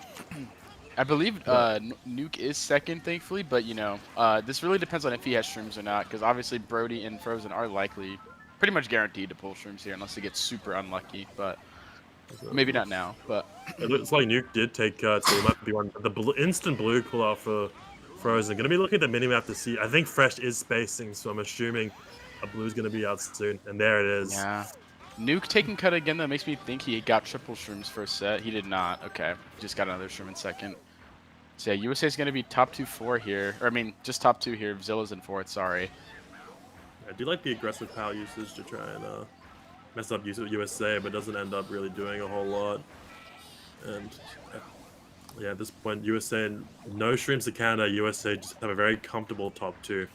Might see how that changes up first set, but we see one bagger spinning, but one bagger definitely has shock. Yeah, I would put my odds or put my bets on North having shock here. If you're Canada, you surely just shock in a set instead of letting them all take cut. So looking like a nice snipe there and a red from Goober. So just a top 2 for North. Maybe MKWii can salvage with a star drop here, but not looking like it. Yeah, at this point, Canada needs to just look for a salvage. Because I'm guessing it doesn't look like Canada's holding any dodge. We might see a USA lost that shock just to try and get some extra value. Yeah, these streams are good. Interesting to see if Frozen might shock green him here, or one of them, to see. Doesn't do anything. No, ends up, ends up not calling it. I think that's fine. You're already up. You're already up like so much. You don't really need any like huge races. So. Yeah, just playing a secure top 2, definitely the play there. Good on Canada for salvaging that, but I mean, yeah, you can't just salvage anymore. You have to win these races. Yeah, you definitely need some pressure being put on, especially like those last 2 races where we got shocked. Obviously, they got top 3 on Maple, but they only got they didn't even win. They got like a minus like 14 race with a Yeah. Moonview shock. Like, you can't be having races like that happen in this position. You need to start capitalizing on the opportunities you get. Yeah. I will say though, obviously 5 races left, only down 64. I say only, obviously that's a lot, but compared to how it was last year, this is very doable. You get one top 3 and you're down 40 with a GP left, which is like 3 plus 10 races or 4 plus 10 races. Obviously, very doable. Yeah, it's a much better look for Canada here with 5 races left. We'll have to see how it it's like fucking just blanked. But yeah, we're gonna have to see how this happens. Yeah. I think this track pick will be really important here. Every time we've seen Summit played, Canada's been, to put it bluntly, they've just been outplayed on the opening and on, backs on the cut and everything. DK Summit being a hard track to avoid that anyway, so can't really blame them. We saw North in both previous wars do Taz strat in second and then back on the zipper in first. Probably going to see that again here. It seems like such a good strategy, honestly, because then your second just keeps some protection to back on double as well. Like, yeah, that's very good. Yeah, we'll see how USA plays this opening in top 2. But yeah, like you said, I do like that strat. It's not like anyone's going on Taz right now. We'll see if one of top 2 ends up backing tight immediately. Looks like nothing really happening, but we do see Frozen with the triple green is going to be a nuisance. But we do see a bomb from Zilla. He's gonna. Yeah, this bomb can change the race. Going left does get fresh. Does connect fresh. That's really big for. And makes the double. Yeah. It's very nice. And avoiding the back red from Murray there. Very good on him. USA obviously still top 2, but you know this is their track pick. They opened it well, and then you salvaged it as best as you could. That is huge. And one bagger made strat and the other didn't. I can't tell who. We'll know in a second. Okay, Ethan has gone 10. So obviously not ideal. Maybe MKWii pulled shock at 30, and we don't know, but I would assume not. Yeah, we might see a power come out for top 2 in Canada. That would be really big. But like with them being top 2 and Krusty gone 10, this is already looking a little dicey. Oh, and I think a failed double. Okay, barely makes it. Yeah, power comes out. I'm assuming I think there's a Canada power. I'm actually not entirely sure, but if Ethan had chalk, I think he just dodged top 2 here. Yeah, MKWii definitely doesn't have. He just did strat just now. At this point, I don't even think it's worth it to do strat. You should just be chaining in 9th, but I agree. Fair enough, I suppose. Looks like I think Krusty went right, so I assume he does have it. We might see a shock around double here. Just to I think the shock comes out, ends up piercing. Yeah. Just a great call. Nuke with the dodge, but I mean this shock, it doesn't really matter. This shock just guarantees top 2, right? And Fresh can do small doubles, so another top 3 if he makes it. Which he does. Yeah, that's gonna be this race is probably gonna be the dagger. Unless Fresh fails like that. What just happened? Fresh failed, okay. Yeah, Fresh failing definitely I think gives a little bit of life to Canada, but I mean, as you said, I still think that race might have been the dagger. It's going to be about an 80 point deficit at this, 75 point deficit with 4 to go. Obviously, still a mathematically doable deficit with 4 light races left, but versus a team as good as USA, it's going to be quite a challenge to chip that down. Yeah, I think you honestly consider if this next race goes. Even if you only go even, I think you consider all running on race 10. Basically, as your only hope. Top 5 being a plus 41 race would cut this lead in half. Maybe you don't commit to it right away, but you definitely should be thinking about it. I honestly would like to see them potentially start just picking circuits and stuff, because it feels like MKWii's just getting outplayed in the bagging department on any track that's like requiring like skill. I think the best course of action for Canada might just be to put all your chips into the circuits and just hope MKWii gets a little bit lucky and you're able to clinch a big race. But Yeah, and they do pick a circuit, but I think they're also gonna do some troll pen fishing because we have Canada choosing Moonview Highway in bad spots. Yeah, I think that's probably what they're going to be looking to do. Honestly, Moonview. not the most respectable decision, but you know, a valid one. Like you can do it. You can try to get bumped into the cars by the baggers for these -20s. Yeah, 100%.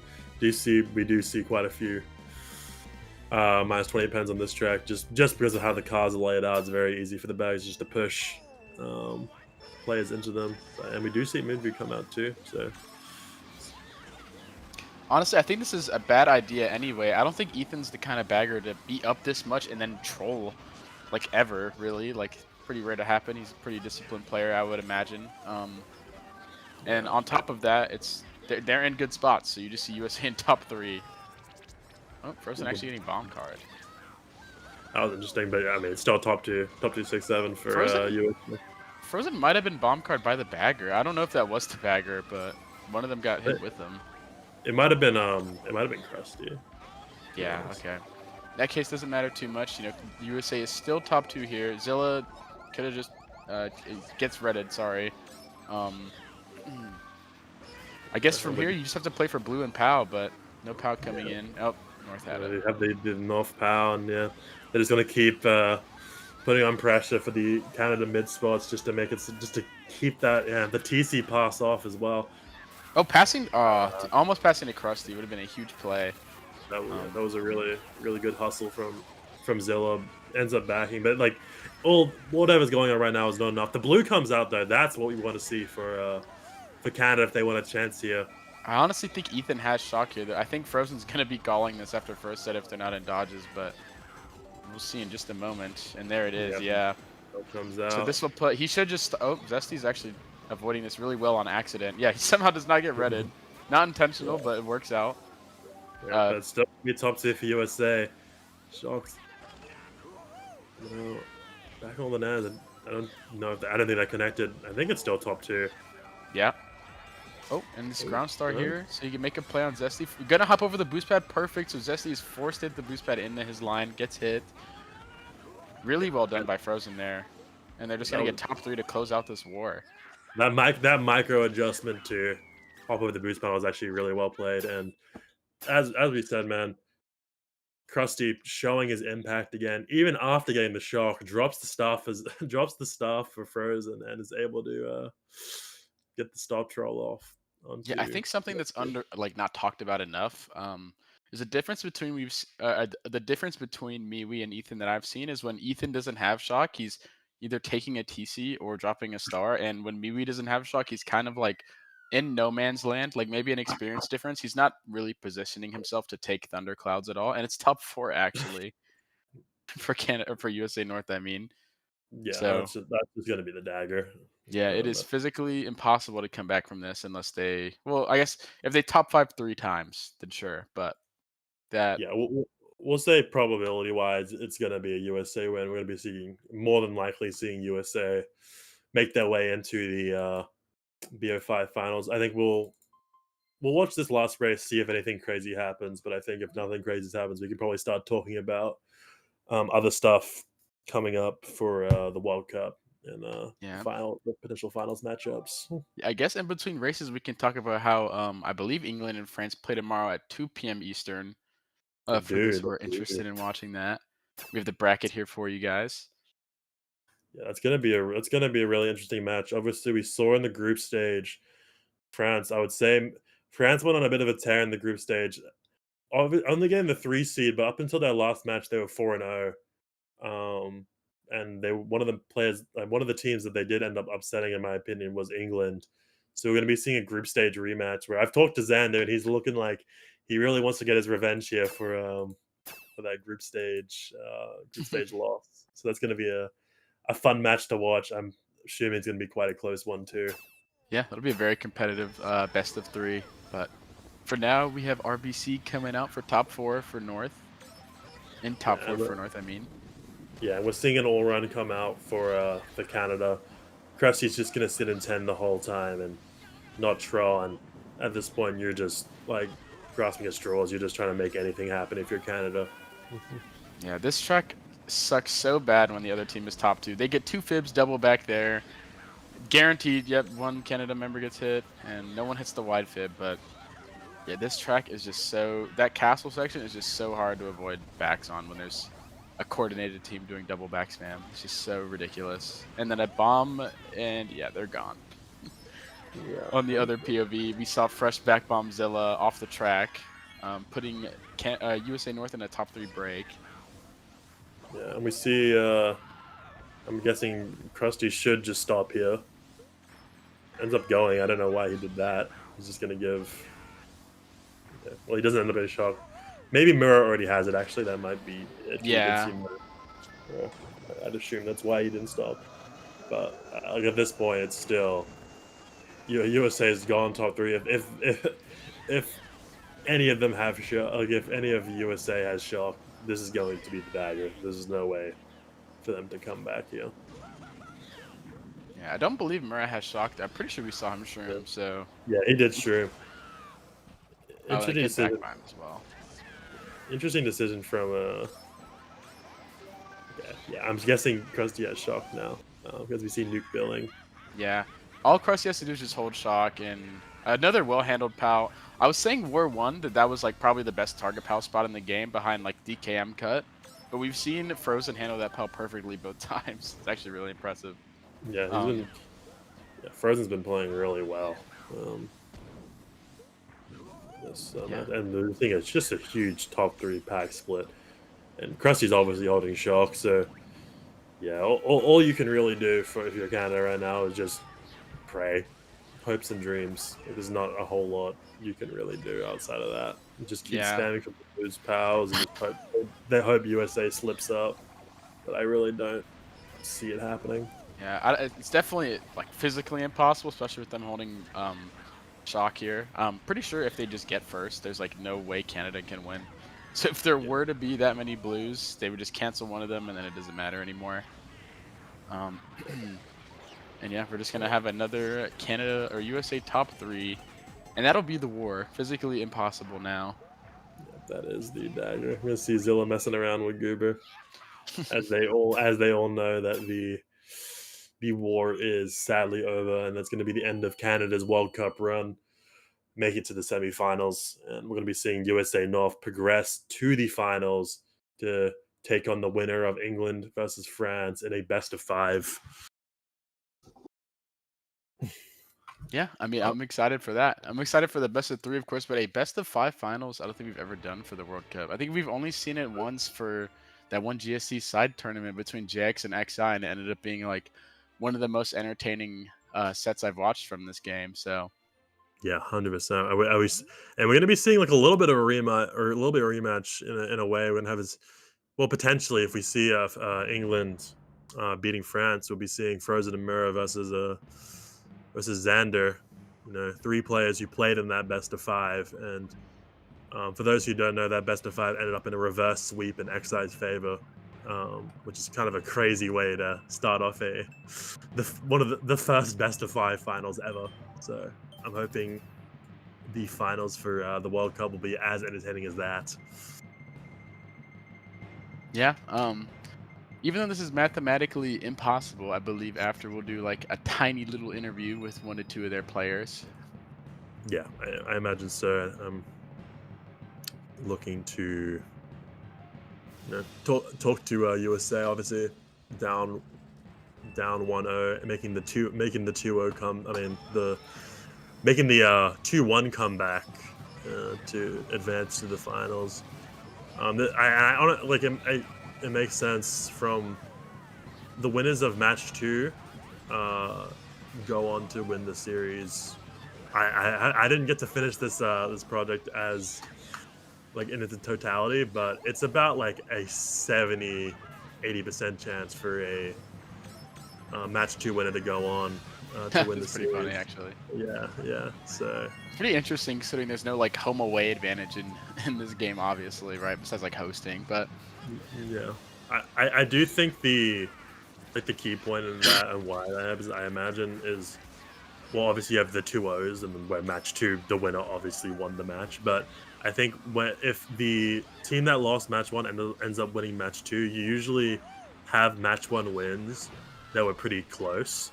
Mhm. So there might have been some sort of like luck differential. Maybe the teams didn't play as well as they should have, and we do see it here with this Canada USA match where like Canada barely clinched a win match one, and then match two and three have just been complete dominance from USA. So Yeah. Yeah, I mean, honestly, I think the difference is that, I think it was hard for Zilla and Goober to keep up their peak in War 2, or in War 1, sorry, that they were at, being obviously really good players, but, no disrespect to them. I would just obviously say that Brody, Frozen, Murrah, and Fresh are all more consistent than they are and are able to play at a higher level more often. yeah, I do agree. I think Canada were clearly outclassed in terms of just pure talent. I think Ziller and Goober are both sleeper or like kind of X factor players for this Canada team, and we did see it. Obviously, I didn't see it, but you guys saw it at match one where Ziller was playing out of his mind and was able to, you know, help Canada take a match one win. But the overall talent pool of USA is just a lot deeper, and players like Zesty and Nuke, obviously players who aren't bad, are just going to be outclassed at this level, unfortunately. Yeah, I'd say that Zesty is on par with like the IQ of like this level of play with like Frozen and Murrah or like anyone in like XI or JX, you know what I mean, who are considered like Yeah, the absolute top of the game. But it's just a mechanical difference at the end of the day, in my opinion. At least for him specifically. I think there's also the other side of that where Zilla has the mechanics that they have, it's just not as consistent. And I'd say on average those players are probably a little smarter. Like, no disrespect, of course, just like, there's just a bit of an experience difference there. And like while Zilla will make those great plays, they just do it more on average. yeah, yeah, and I do agree what you said about Zesty. Is I think he is a smart player, and like speaking to him about the game, he is able to think very deeply about it and I think understands like a lot of complex scenarios. But at the end of the day, I think his level of mechanics and like pure control of the game is just not there anymore. And he would, it kind of just puts him at a disadvantage versus like the best of the best players. Yeah, but all things considered, I was also saying, despite them losing this, they lost to the best team in the World Cup probably, so no shame in that. But this is the best Canada's done since 2017, doing better than rosters of like Jazz, Nero, Trix, and Mikey, for example, which is like kind of insane to think about because those players at their peak were all considered like the absolute top of the Yeah, game. You know what I mean? yeah, 100%. It's really impressive to see Canada make a semifinals appearance, and I do hope to see them whenever Yeah. they're at one of the next World Cup is see if they can push a little bit further to the finals. But yeah, I think most people would have expected semifinals to be the reasonable ceiling for Canada. Obviously a great team, but I think they were just outclassed this match. But there's no shame in making it to the semifinals, losing the semifinals to like more Yeah. than likely the best team, right? Yeah, and taking a Yeah, and taking a game out of the set, yeah, Well hundred played percent. overall. Like, obviously you want to win, right? But no shame. I think they played well. As this last race finishes up, didn't really see the spots. Honestly, didn't pay too much attention to the race because the war is over. But Yeah, and we did see.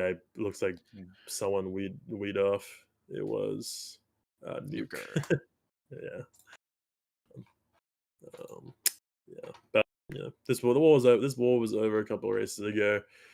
We obviously weren't paying too much attention at this point, just talking about other things. But yeah, Yeah. Well, I'll see if they want to do any interviews. But I'm just getting joy reacted by Ethan, so I don't actually know. All good though. If there's no interview tomorrow at 2 p.m. Eastern, we have France versus England, best of three. Um. Okay, Brody said him and Fresh will join up. Perfect. nice. So we'll drag them over. I guess I'll ask them the first. I just have one question, and you can ask whatever after if that's chill. Yeah, sure. I mean, you can take it away. Hey, say less. Yeah. Yo. Yo. Okay, what's up? Congratulations. First off, welcome Thank you, Brody thank and you. Fresh. Thanks.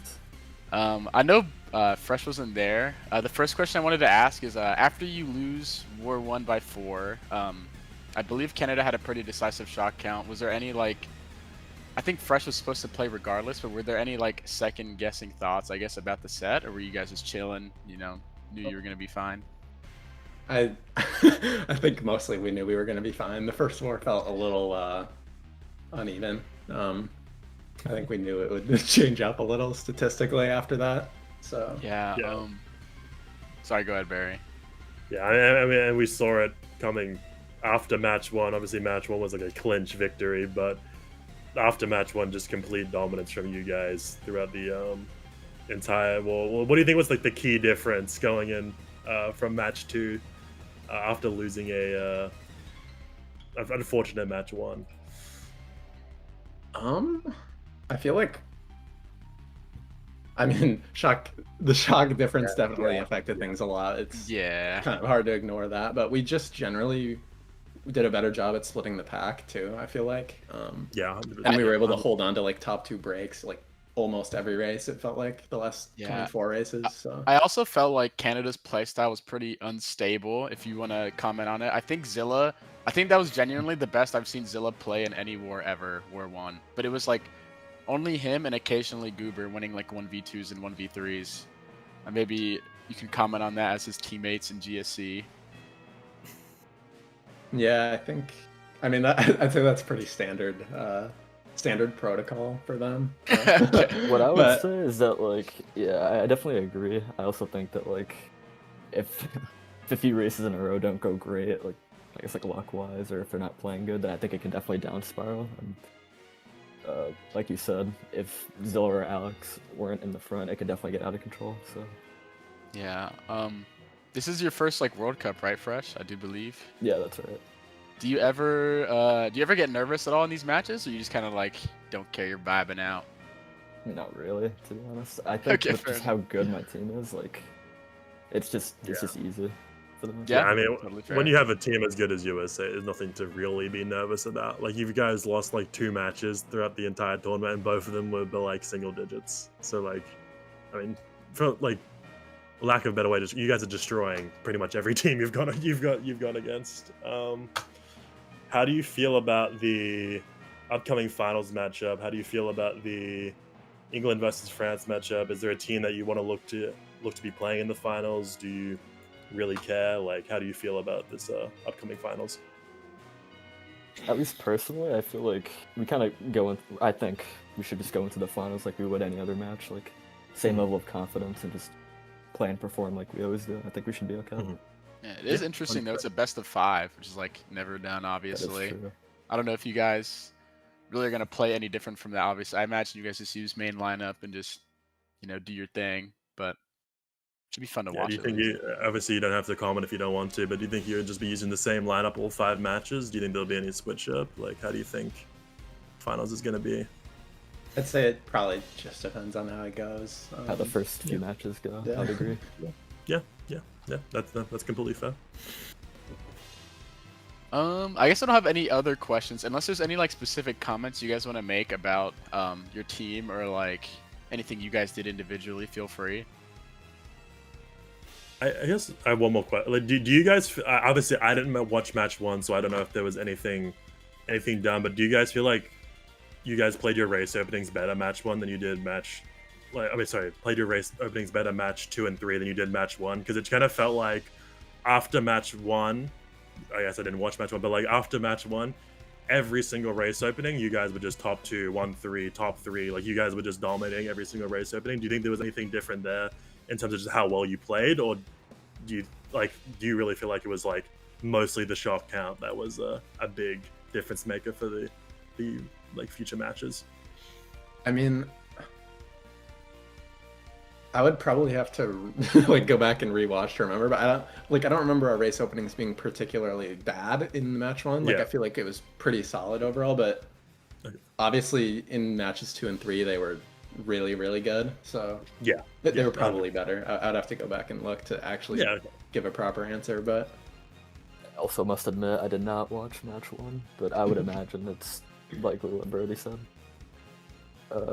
Yeah. Something Do you along think those lines. do you think the substitution made a difference in the lineup? Obviously, you guys have run like this lineup for most of the tournament, and having Ornan play match 1, obviously Ornan's a great player, but do you think there was any do you think this lineup is just like a more comfortable lineup? Is there anything like different there? Do you feel like? I would say for this specific BO3, I think it's just good to have a momentum shift after a close war that, from what I'm hearing, was a little bit unfortunate shock-wise. I think it's just good to have someone, swap in with like a fresh slate, fresh state of mind, and just get straight to it. I think as a whole, it definitely helps because, like, I mean, obviously me and Brody play together in GSC, and Mura and Frozen have played for so long, so I think part of like us four might just come from that. Yeah, big chemistry there. We've also played like a couple BO3 scrims with that exact LU, so that's definitely our most comfortable. Yeah, that makes sense. Was there any how did you guys feel playing versus Zilla and Gooby? Obviously, you guys, your long-term teammates. Was there anything fun there? Just enjoying that, or like don't really care, just another match? Slightly bigger smile on my face when I slow down and hit them, I guess. It definitely makes it a little more fun, like just in general, I think. Fair enough. Sounds good.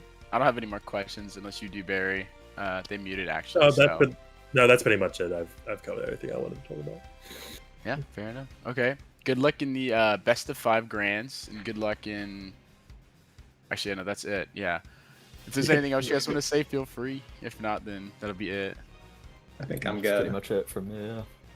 Thank you guys so much for casting. Yep. Yeah, dude, no problem. Thanks. Thank you so much. Yeah, so I think we're gonna end up closing the stream now. Obviously, best of 3 semifinals. On the other side of the bracket, we're gonna be having England versus France, I believe at 2 p.m. tomorrow. If you want to bring up the bracket again, yeah, England versus France. That's gonna be a big match, and this is gonna be the deciding who's gonna be playing versus USA North, and it's gonna be a good time. Yeah. All right. We'll see you guys tomorrow then. Bye bye.